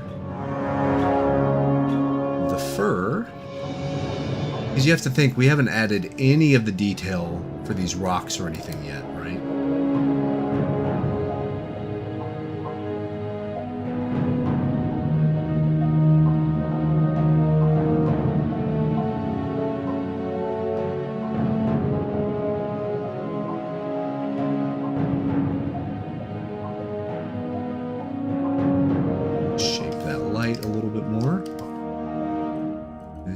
Here, because this way we can have this be some smoke or something that blocks that light.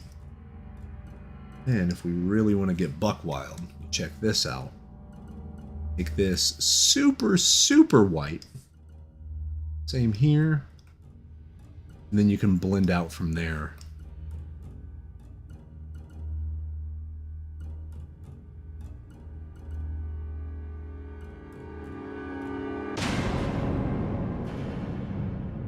Well-tailored orc. He takes care of himself.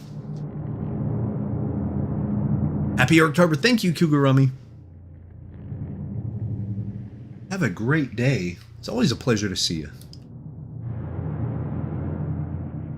This, we have this.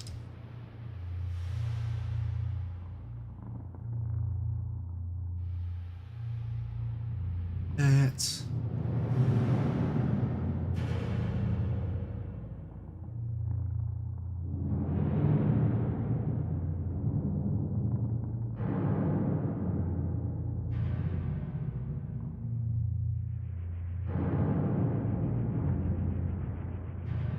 A little bit more. Even darken this X a little bit more too.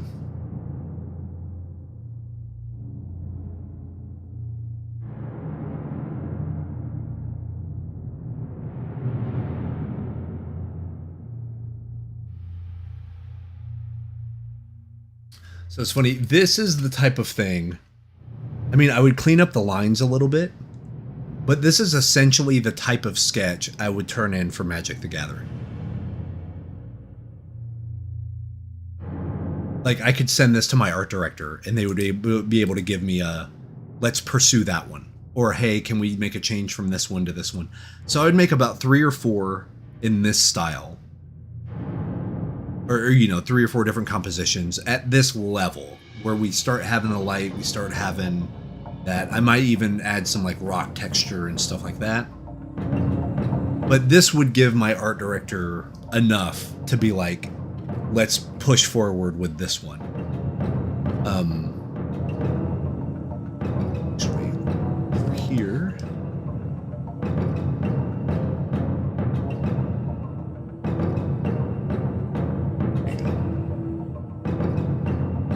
Rounded. I will. There we go. Because we don't want to muddy up the values too much. Rim light and stuff yet. We'll say this.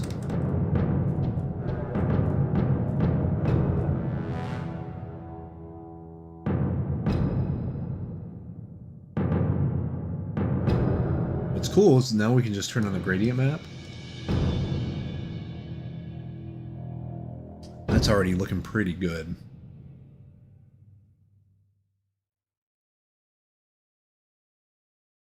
Maybe I can adjust.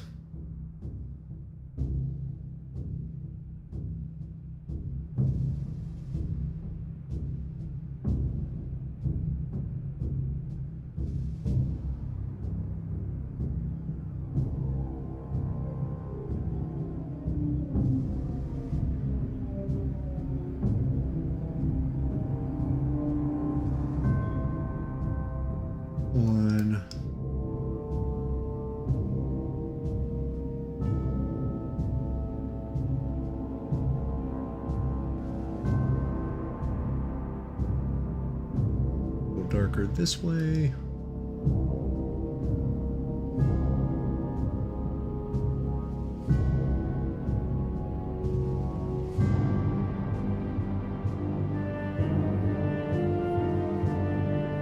Sketching these.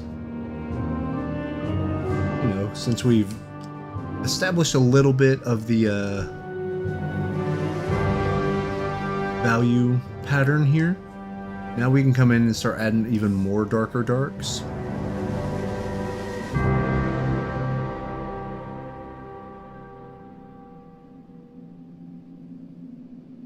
And this will just give us even more of a range that we can use.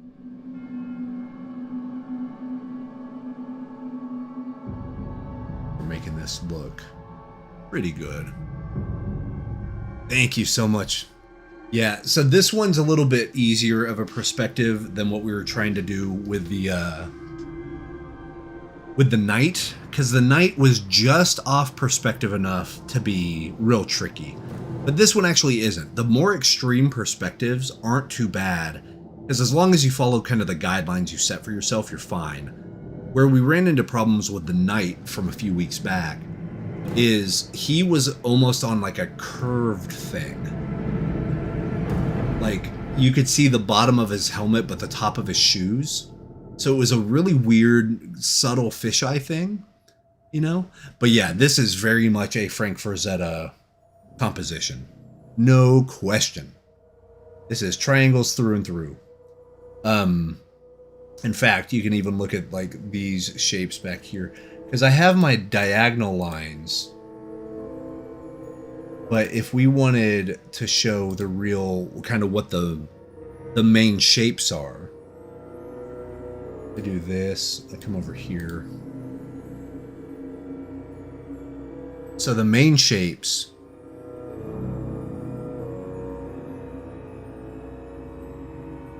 here's number one, and you can see we're kind of repeating that motif here. You have your flat kind of triangle there. These clouds, triangles, triangle, triangle, triangle, triangle. Like, the whole thing is very angle. I think a triangle is your safest bet as far as composition. Just because it repeats so much, and there's three sides, so you have to make decisions. Stuff has to come to a point. And of course, if you notice, all of my triangles are pointing. All of my triangles are pointing at our, at our focal point, our deuter. So we got this one, but these are kind of nice because they make sure that you don't go out of the frame. And you'll see I love to do that. I love to like block off the edges to keep your eye kind of in.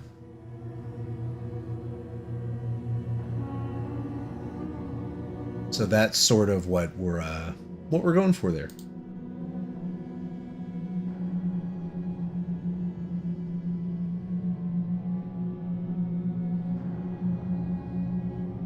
You know, what's nice is we've added the lighting, so we kind of had the flats right here. And then we're adding a little bit of the local value. And it's already working pretty well. It's already seeming more like a rendered out thing, even though we haven't even really started the rendering. It's just amazing at how putting in those shadows, man. It's a life hack.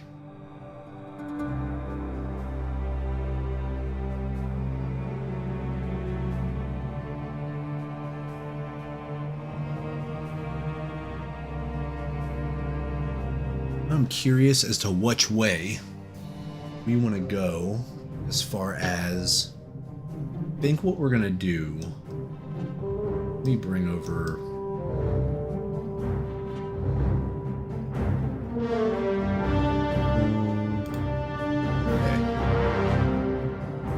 here's Grom.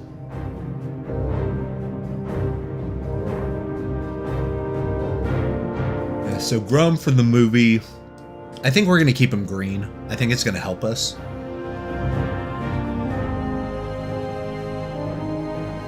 Kind of that nice earthy green that we have, almost like an olive green. I start blocking in.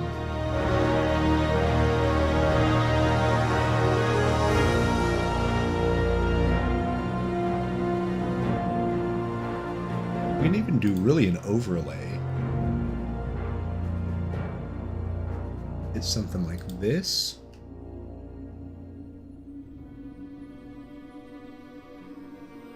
Actually, let me do color first, just to be sure.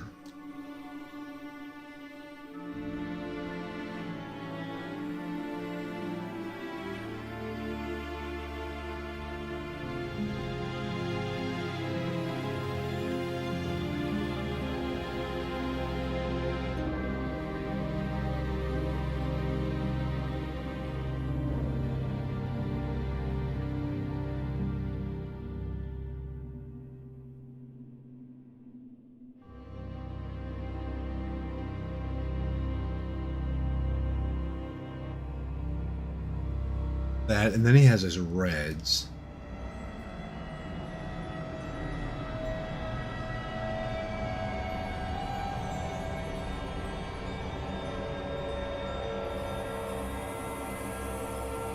mean, if we're gonna be doing a Warcraft orc, gotta be using them reds and greens.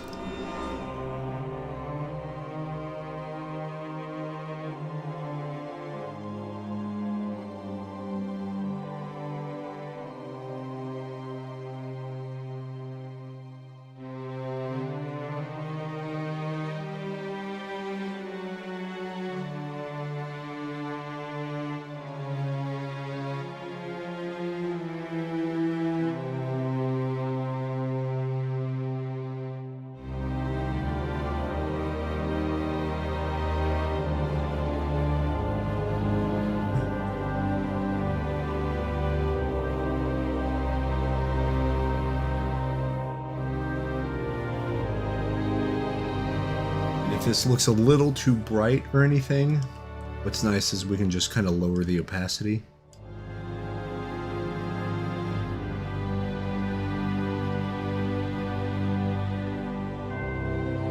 So if you get something like that, and then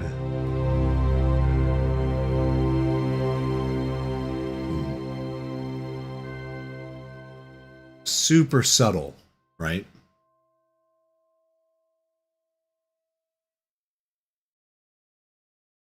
Very short video.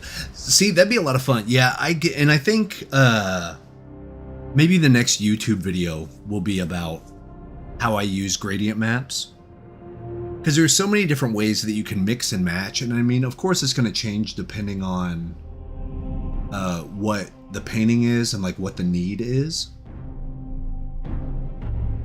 But gradient maps are a great way to just block in super quick, easy color. You know what I mean?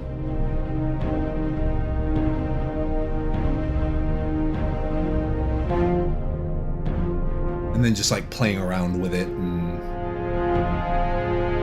yeah, it's just fun.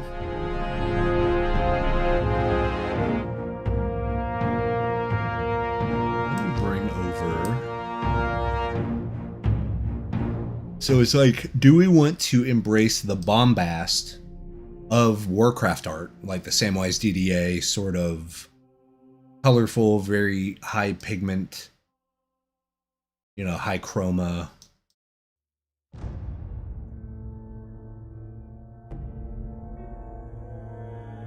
Or do we want to go a little bit here, a little bit more subdued, the Frazetta, the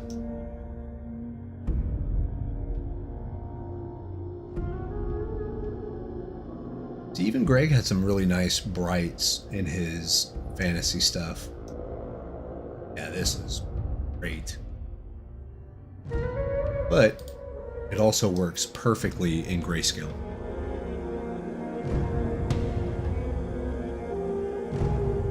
I mean, all of his stuff is so... Look at that. Look at how perfect his value structure is. It's all readable. You can tell exactly what's happening. And then you have nice surprises in grayscale, like this bird. It kind of melts in, but it should, because your main attention is going to be on the guy. And then you're going to see the bears, like, oh man. And then the mountains, and then that, and then the bird's a nice little treat.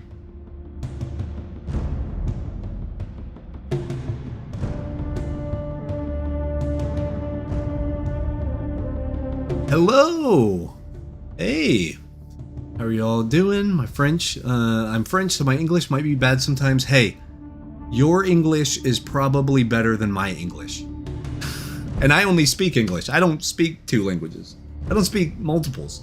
I barely speak one well. So welcome! Glad to have you. We're just kind of, we're doing an orc painting right here. We're just kind of tossing around some color ideas, some rendering ideas before we get too far into the weeds. I do love the overall just shapes of this. And like, look at how this fire is rendered, how Greg did that. Very cool.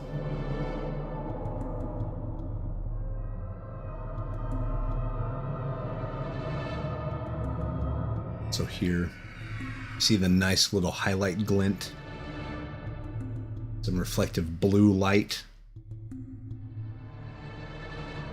Awesome. Cool.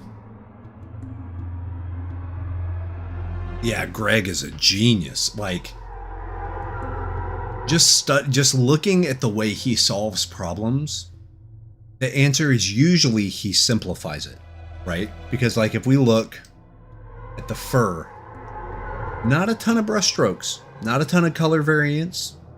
There's some warm, there's a little bit of cool with the grays and the stuff, but like the shapes are so good and geometric that it's easy to read. Like here, his silhouettes are just perfect every time. You know, and then of course we got Frazetta, who's kind of the king of silhouette. And then you got some other magic artists and concept artists and stuff, and then we have the stuff right here. So yeah. And what's cool about this is with the color, what we can really start doing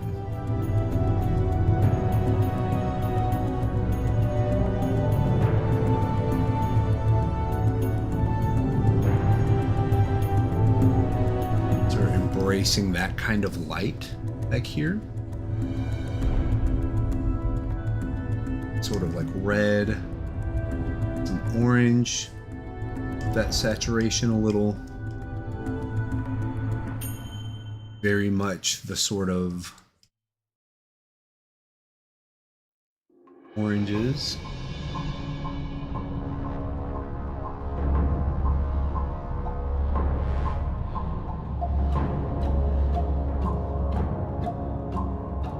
See if we crank up that saturation a little more. Now we start introducing, it looks a little more Warcraft now. Oh yeah, I love Rebel. I'm glad they were helpful. I need to dig in and do more kind of in-depth videos on Rebel, because Rebel is one of those programs that the more time you spend inside of it, the more cool like discoveries you can find. And I find that really kind of fun. That you're always rewarded. You're rewarded for trying new things. And Rebel is kind of the epitome of that. You know what I mean?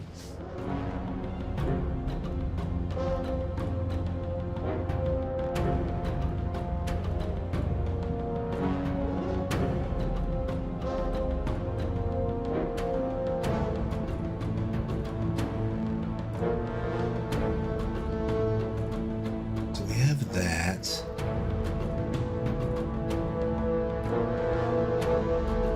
Wonder if instead of these being clouds, if this is basically just the sky still,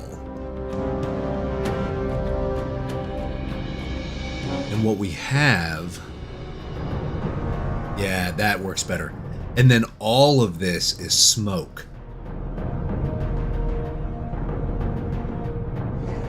Like it's a super hardcore fire back here. And this, all this kind of greenish is just smoke. And then we can have the rocks right here, right here, right here, right here. So that way we get that problem solving of that first composition of the big smoke reams. But then we have more wiggle room to play around with this composition and the smoke and stuff like that. That can work pretty well.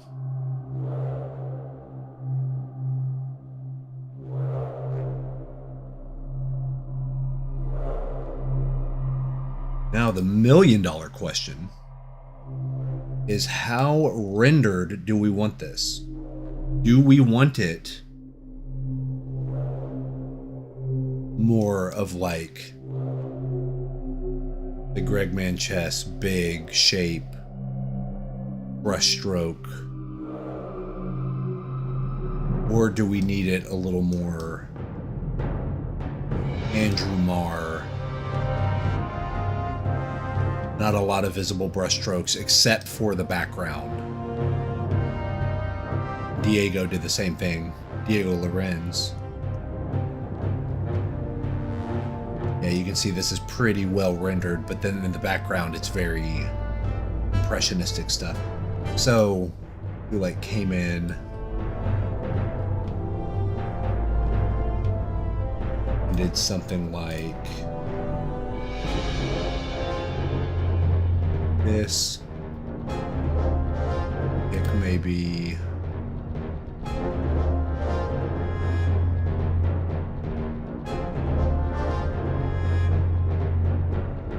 exact.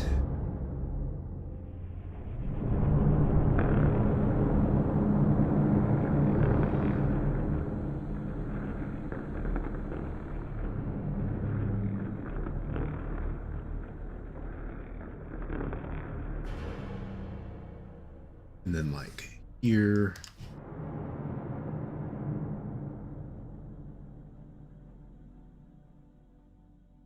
These ink hits.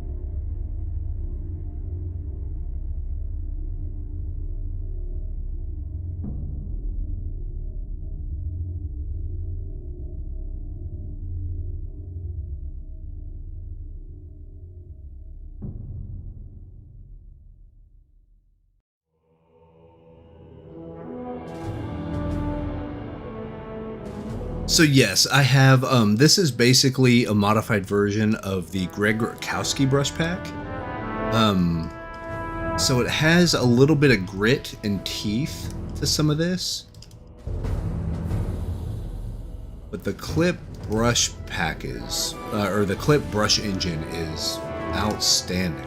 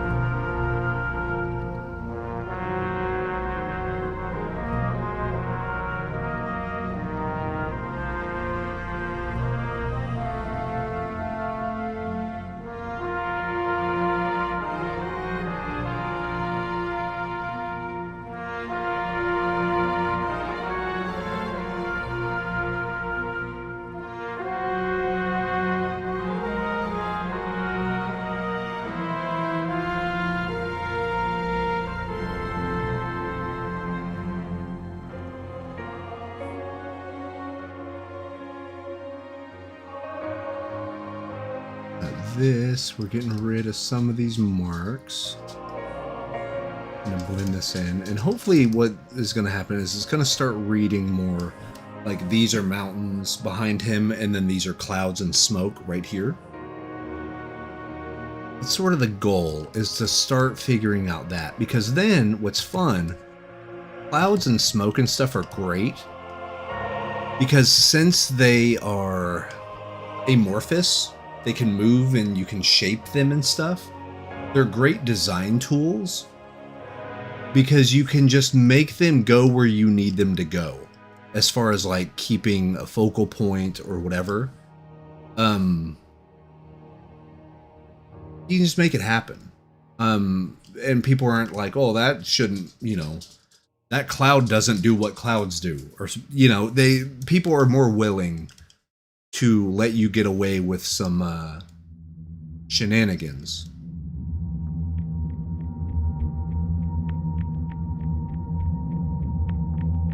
Whenever you're dealing with things in nature, especially smoke. Fire's a little trickier, but even if you keep it fairly impressionistic, you can kind of get away with it. So the only concern I have now is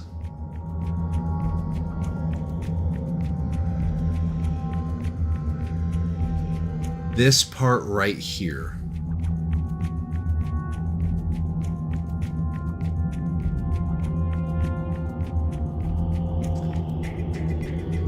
Let me mark this real quick on the chat. I'm about to talk about composition stuff. So where's my chat? There it is.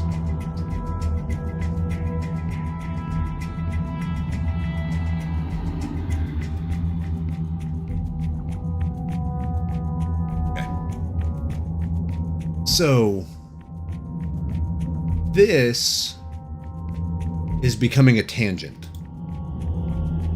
And by tangent, I mean it's an optical illusion. Because in my mind, this is the edge right here.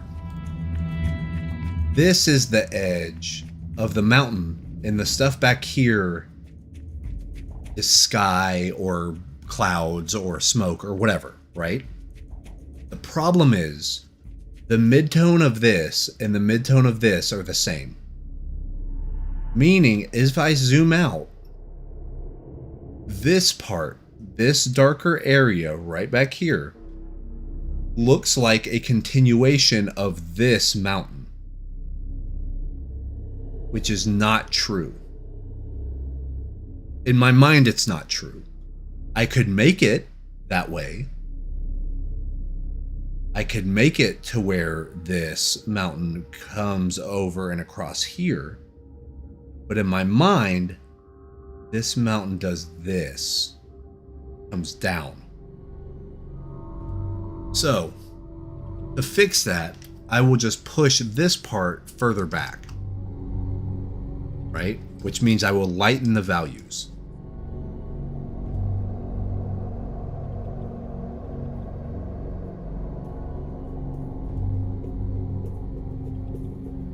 See?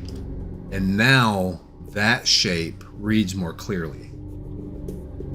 I could even grab this and maybe this one. Yeah.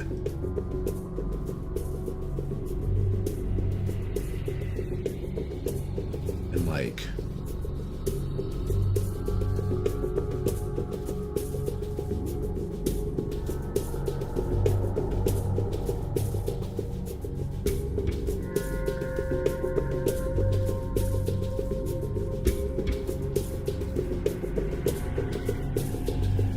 that.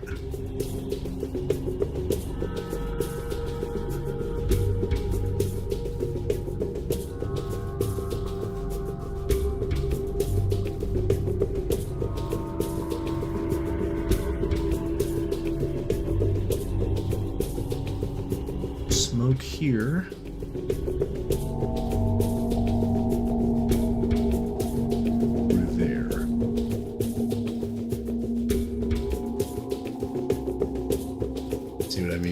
it's a trickier prospect because I want to make sure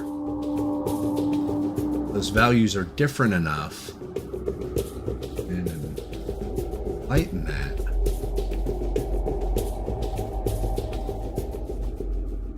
I don't know what makes for the stronger composition.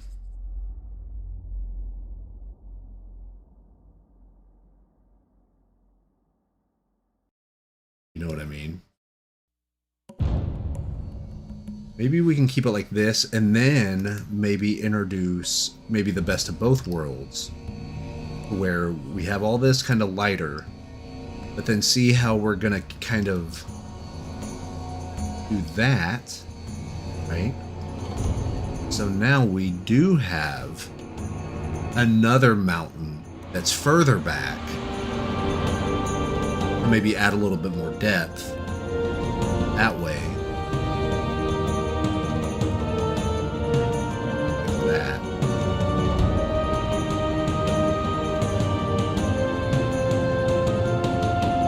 See what I mean? And then you can even come in and like break that rule. I do need to fix this though. This needs to come over here and over here.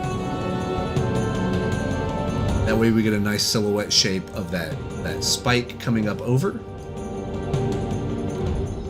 And it helps draw the eye here as well, where the hand is and all that stuff. And here, get rid of this tangent.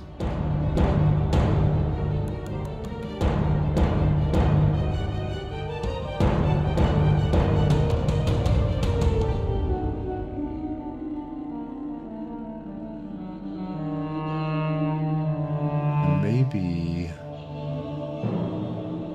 get rid of that tangent too.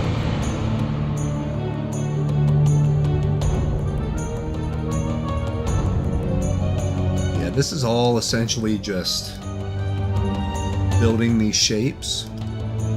Maybe this cuts down more. There we go. This one comes in, maybe that comes right there.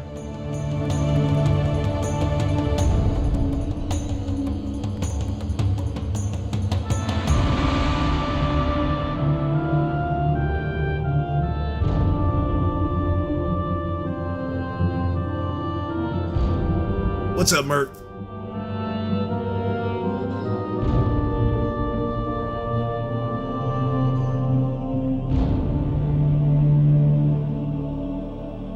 So yeah, we can see how we're getting from point A to point B, right? Because if it started off like this, and we just kind of had the general look or the general vibe or whatever, and then we start refining some of these shapes.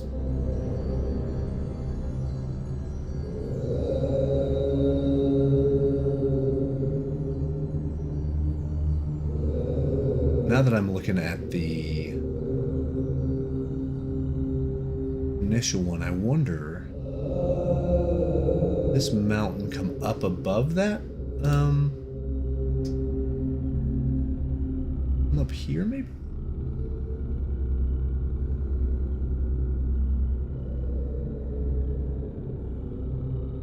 Yeah, maybe so, because that way, because if we do the zoom out test, that little spike catches a lot of the eye, which, you know, could work, but also maybe not. So if we just bring that in, then like,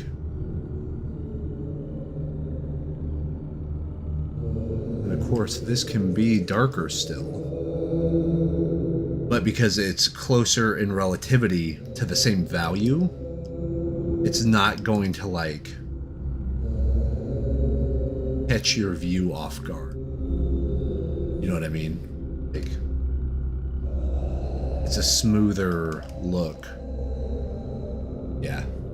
It doesn't take up as much of your eye focus. Especially if we come in and like change that value a little bit. Not bad. Okay. So it still looks more grounded there. And maybe this kind of come up there. wrap around this.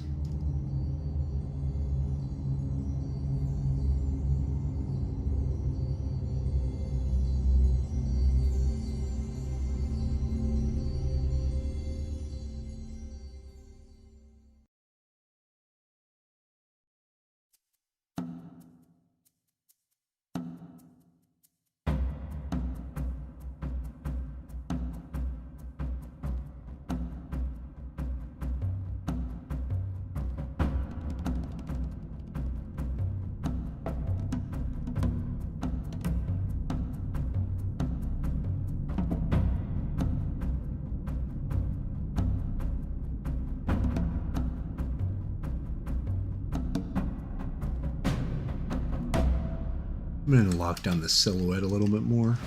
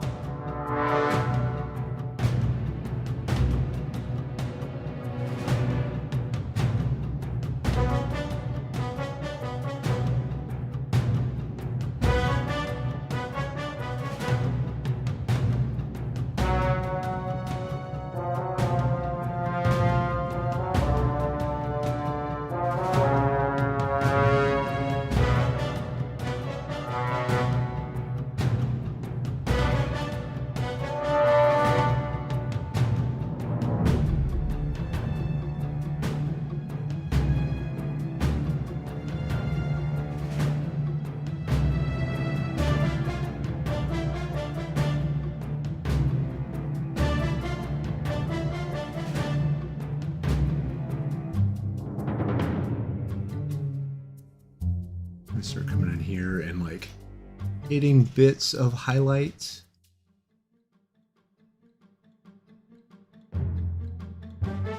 Just to start differentiating some of these materials. And also like fur here.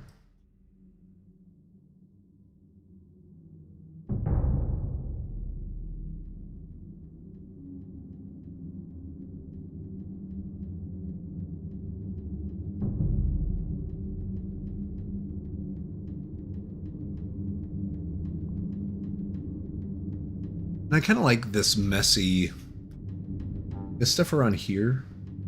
Kind of like that. So we may keep that because that'll help whenever we get to the more painterly stuff. And then let's go ahead and turn on.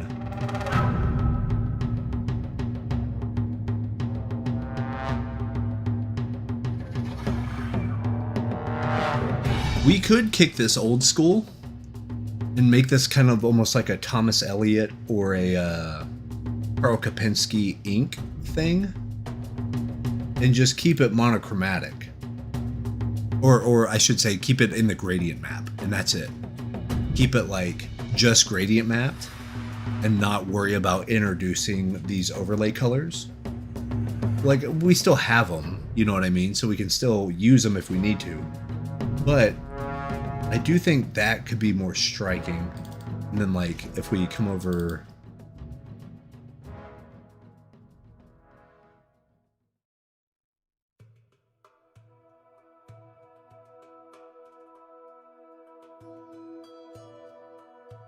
see, that one's good too. Introduces a little bit of that green.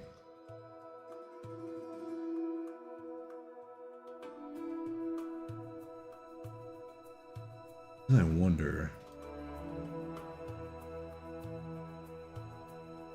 It's cool. Doesn't really work, but cool.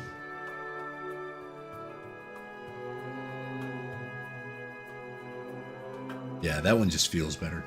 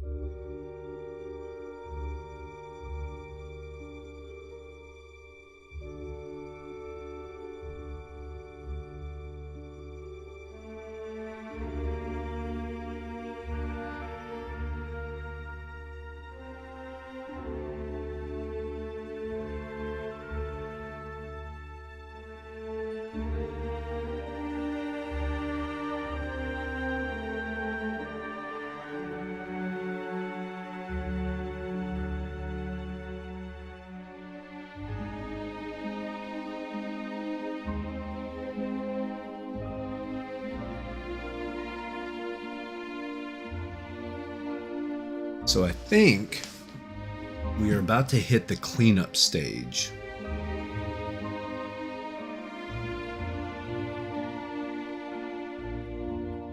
But how do I want to clean it up?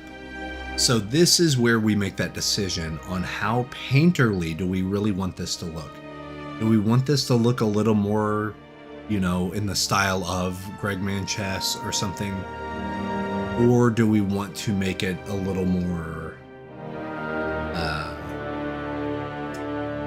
like hard round brushed render?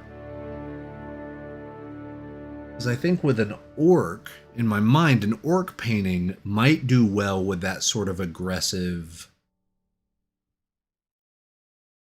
painting style. It's just I will have to really simplify what some of these design elements are. You know? This is not a bad thing. It's just it's something I have to think about.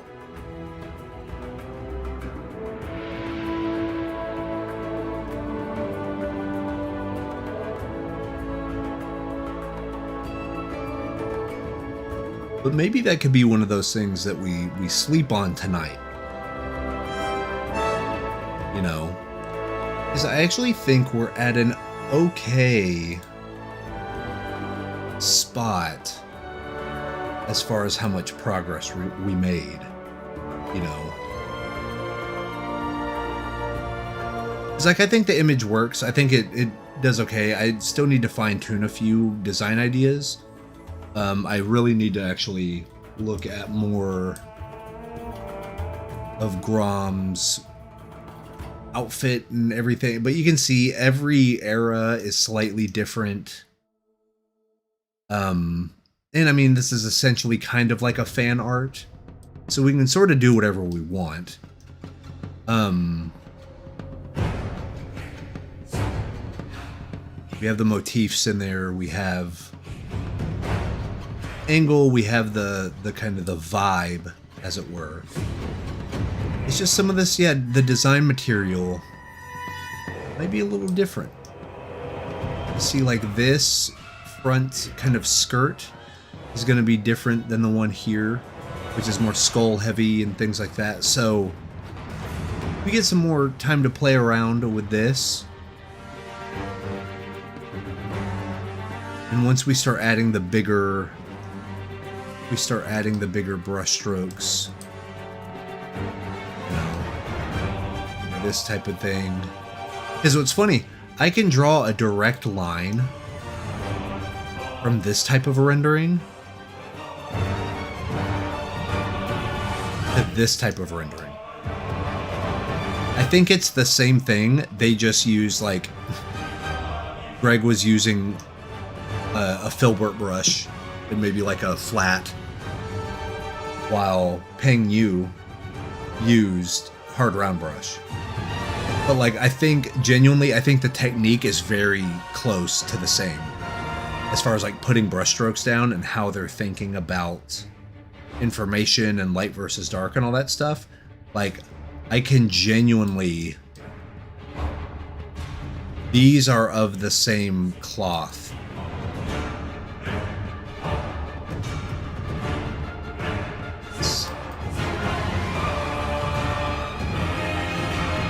I can absolutely see it. You know, especially around here. Like, if you really want to see it, look at the edges here. Look at those edges. Look at kind of how messy and overflowing and stuff they are. And then you look at Greg's here on the corners. It's the same thing. Almost the same brushwork.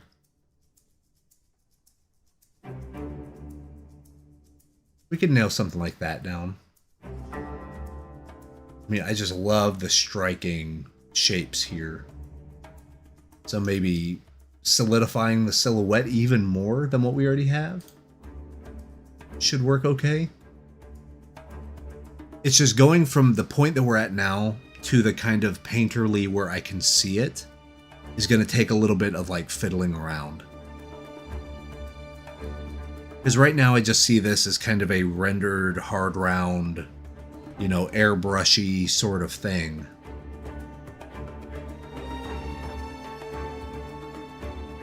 because that's sort of how I've built it. And to make that jump to something like this might take a little bit of time.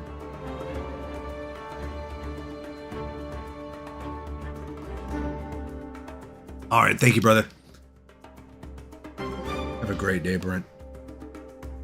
So yeah, I think right here is probably a good place to call it. Let me actually save our image here. This will be desktop over 1. Okay. So yeah, I think we got to a pretty good spot. Let me get exactly where we were at the beginning.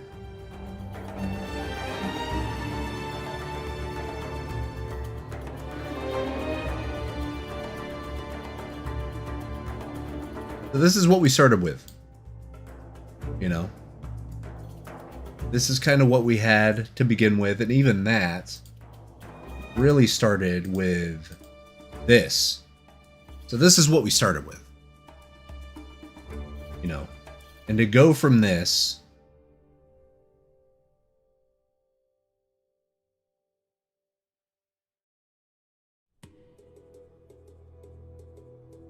to that, not a bad day. That's not a bad deal in, you know, 2 hours and like 30 minutes. Not bad progress. Like, I like that pace. That's a decent pace.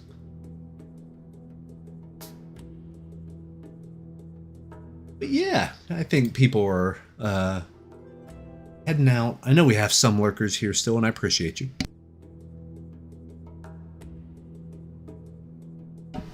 I think everyone's heading out, so that might be a good time to call it. I was reaching for my big earphones, my big headphones, my Cloud HyperX gaming ones. Thank you, Mert. Yeah, I feel okay about it. I feel cool. I think it's really going to start singing whenever we go in there and start introducing kind of messy brushes and smudgies and all that stuff. We can really start having some fun and make this thing pop. I'm hoping to make it a portfolio piece, but we'll see. I think so far we're on the right track. I think it does have... It might feel a little bit too, like, trite right now, but that's more of a head game artist thing. I think it looks cool. I think the execution's okay. But once we get in there with some nice paint brushes and stuff, and we'll have some more Greg Manchess stuff open, we'll really start being able to play around with how some of this stuff is rendered. And that'll really make it pop, I think. And that'll be a lot of fun. But tomorrow should be, you know, knock on wood, if the kids are feeling okay. Tomorrow, if they're both at school, it should be another art stream. And then Friday, we got Friday Fun Day. And I have one of two things planned. And I might put a poll out there to see which one you guys would prefer. I do need to get started on, like, the fighting game stuff. I need to start practicing Street Fighter and Grand Blue Fantasy.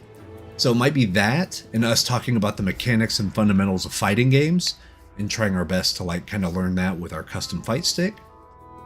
Or, I have, because I'm a crazy person, I have a box I got months and months and months ago from AliExpress that is essentially an emulator box that goes all the way up to PlayStation 2, and it has like the complete North American collection of like everything from Atari all the way up to GameCube.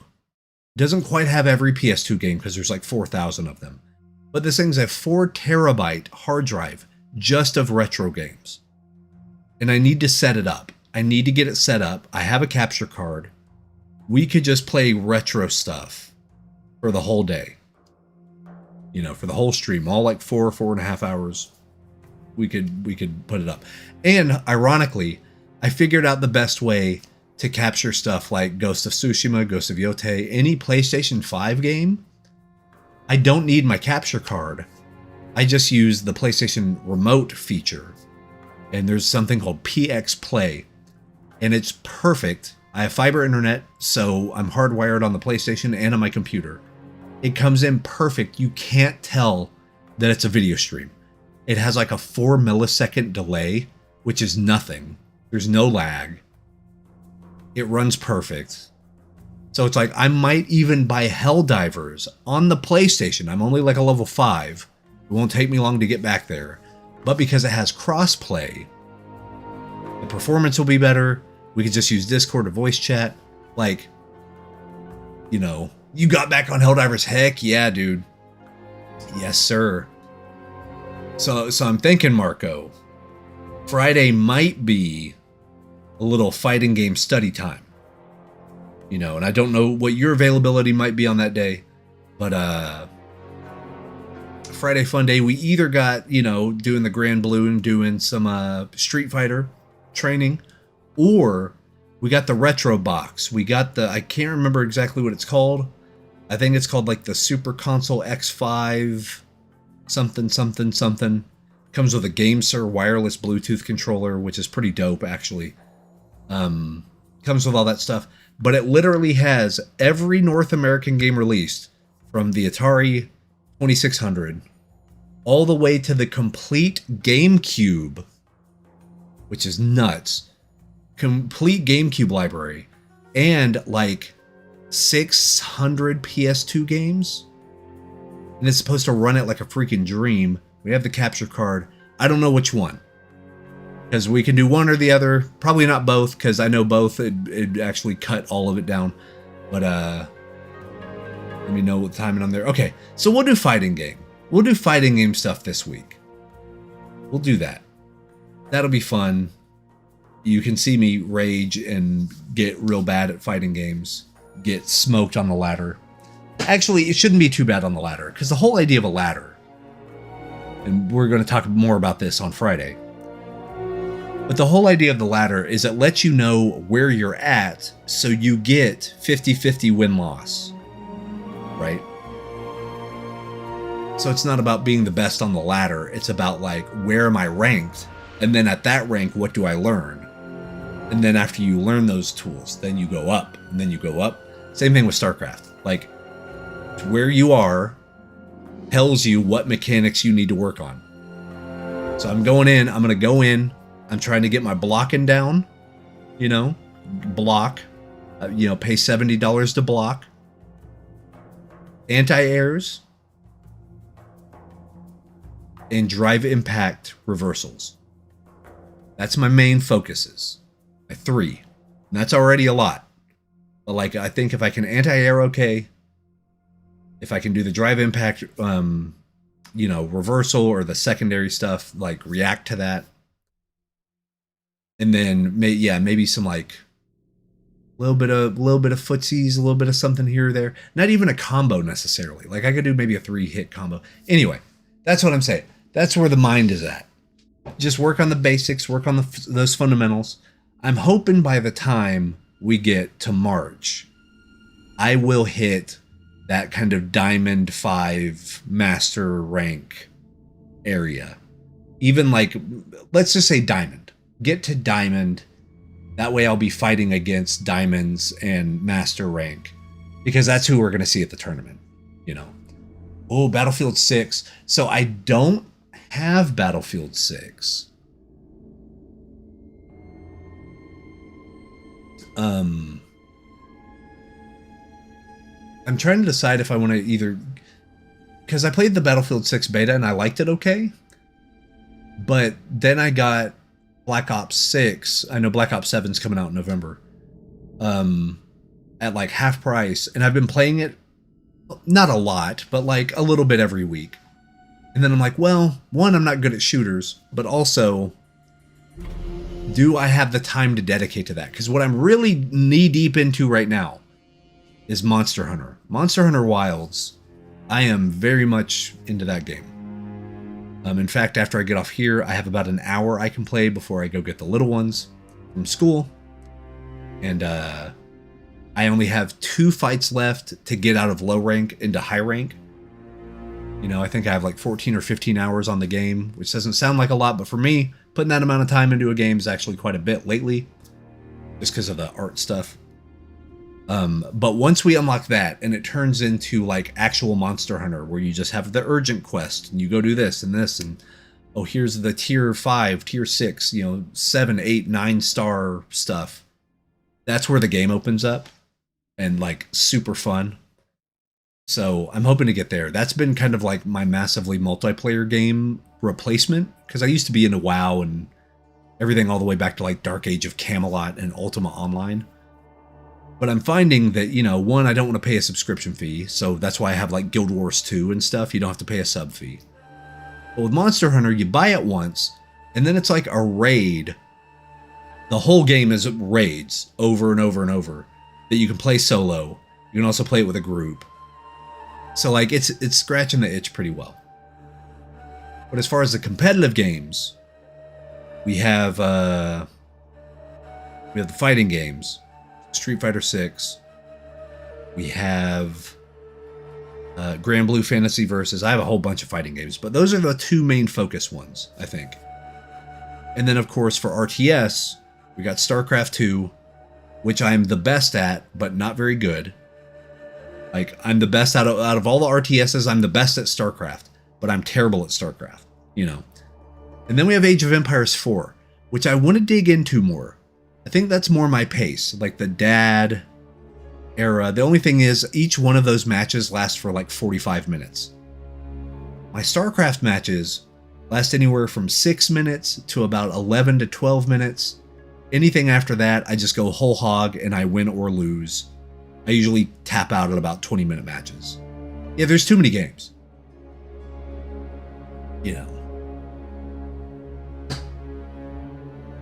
See, Age of Empires 4 looks fun, and I've played through some of the campaign, but like, my thing is, my old man brain still hasn't got down my macro stuff yet, because the hotkeys are different.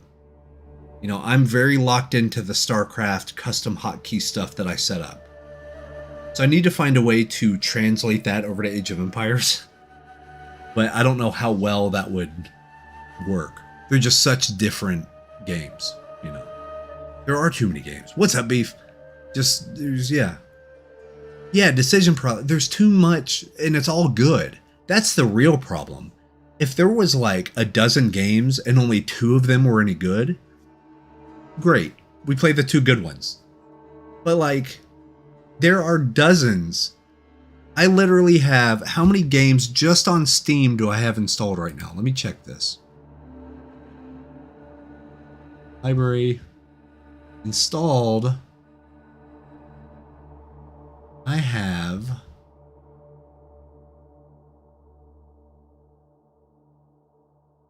40. I have 40 games installed just on Steam right now. And they're all good. Started to grind. Yeah. Well, dude, you were the Rainbow Six guy, right? Like, you played pro Rainbow Six. So I understand that you might fall into that rabbit hole of like being competitive and grinding out games. And like, I get it. That makes sense from what I understand,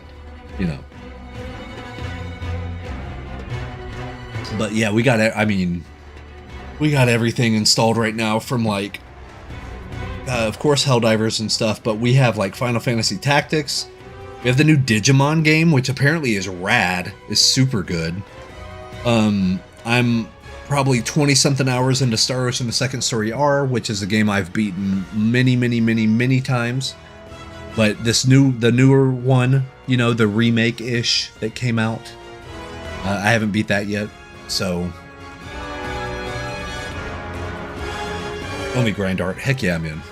That's the way to be. And I have like 7 shmups. Like Rolling Gunner, Mushihime-sama, Raging Blasters, How Luna Knights, Zero Ranger. What other ones do I have? Oh, another one. Eartheon. Devil Blade Reboot. Yeah, I got them shooters. You know what I'm saying? Oh, we do. I do have Yu-Gi-Oh. I still have it. I have Yu-Gi-Oh! Master Duel installed. I have it installed right there. So we got some good ones. Ooh, synchro deck. Interesting. So yeah, I'm a cave guy as far as like shmups and stuff, but I have the Psycheo collections. I have all kinds of stuff, man. That's the thing. I go way deep dive into stuff for a few months, and then I'll like jump to another genre and do that again. So I have all kinds of games. I have over 2,200 games on Steam, I think. Ridiculous. And if that's not enough, I have like Quake 3 Arena installed. Because I was like, oh, here's an idea. I don't have enough on my plate, so why don't I learn speedrunning? And I could speedrun Quake 3, you know. I can beat the campaign. I think it's on very easy or whatever. But I can beat that campaign in like less than an hour. So I would be on the leaderboards on like speedrunners.net or whatever. I would be on there. I wouldn't be very high on there because I think some of those people beat the game in like 15 minutes because they're nuts.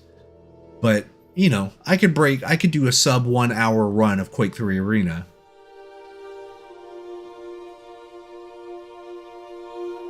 Mushihime-sama is a perfect game. I think it's the best game to get into. I think you gifted the right one. I think it's the best cave shooter, which I know is sacrilege to a lot of people. Well, actually,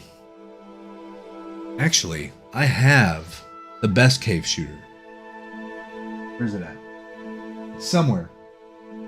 I have it around here somewhere.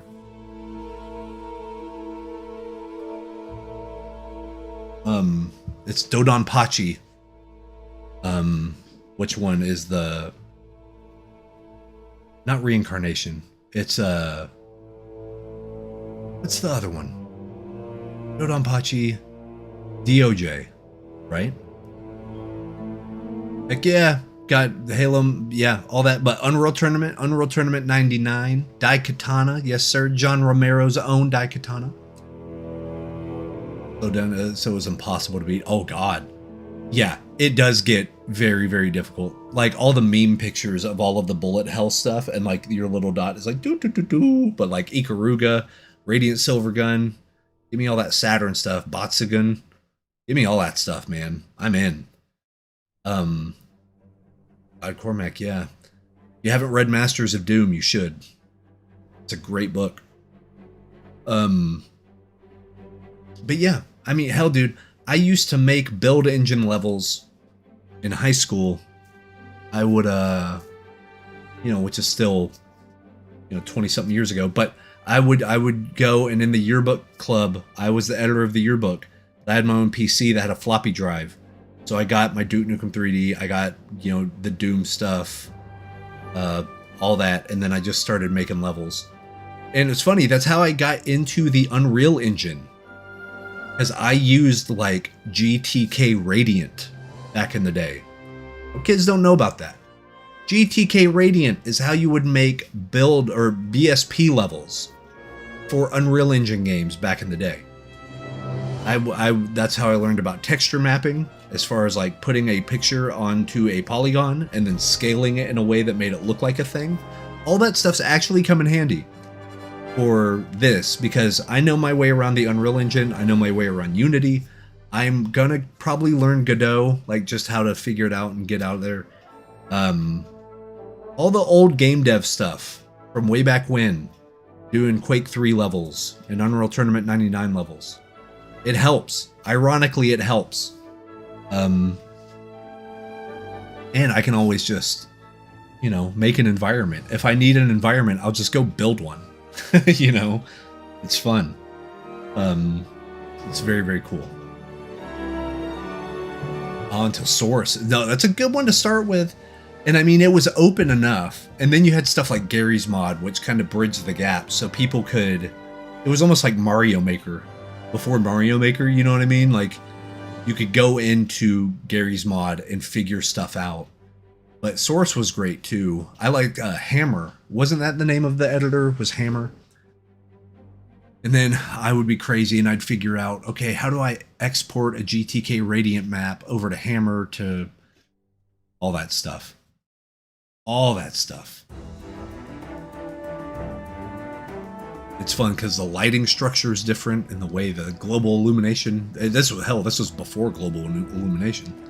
You just have colored lights. Like if you played Forsaken on the PlayStation 1 or the N64 or something, they had the color lights. It was the best. I wanted to make Thief levels because Thief is fantastic. Oh, we can talk about this stuff all day. All freaking day. But I gotta get out of here. I gotta actually do some NDA work. I'm gonna try to sweet talk the client and see if we can work on some of it on stream. Kill two birds with one stone. I think that'd be fun. But yeah, we could talk about old game dev stuff forever. But yeah, this Friday, gaming stream, gonna be practicing breaking in the controller that I'll be taking to the tournament. I've already registered, so there's no going back. Doing Street Fighter 6, Grand Blue Fantasy vs. Rising. My first competitive outing in person, where you sign up for a tournament, show up for brackets. We're gonna do all that. So, oh yeah, we could talk shop on guitars all day. Yeah, it's probably the most dad thing I do now. Is like I could tell you all about the guitars I learned on. You know, what are you? Are you a Fender guy or a Gibson guy? Do you like Les Pauls? Do you like Stratocaster? Like, yeah. Always slept in a Mr. Pools. I'm hoping not to do that. I'm used to waking up real early now with the kiddos, so I should be okay. I should be okay on that. And plus, I'm gonna get there really the day of. I'm gonna be leaving early because they start on a Friday and then they go until Sunday. But I'll probably get eliminated on Friday, which means I'll have Saturday and Sunday just to hang out with Marco and other people we see up there. But anyways, tomorrow we're going to continue our orc painting. It's going to be a lot of fun. Yeah, we're going to figure out kind of the rendering. How do we want to do that? How do we want to approach it? Do we want it painterly? Do we want it more rendered? That's always the decision. There's always that fork in the road because that tells us what we want to focus on. If we want to focus on the paint strokes, or on the actual materials themselves, as far as making them have very, very clear shapes and kind of understanding on design language. So, 28 years. It means you have good taste. It means you have refined taste. You have a refined palate for your young years. Because I got you beat by 11 years, brother. I'm 40. In January, I'll be the big 4-0. That's how it is. But I will see you all tomorrow, knock on wood, as far as the kiddos, if they're well. I will be here tomorrow, but I'll let you know on the Discord. By the way, let me link up that Discord. That way, if you're lurking and you want to be part of this madness all the time, you can be.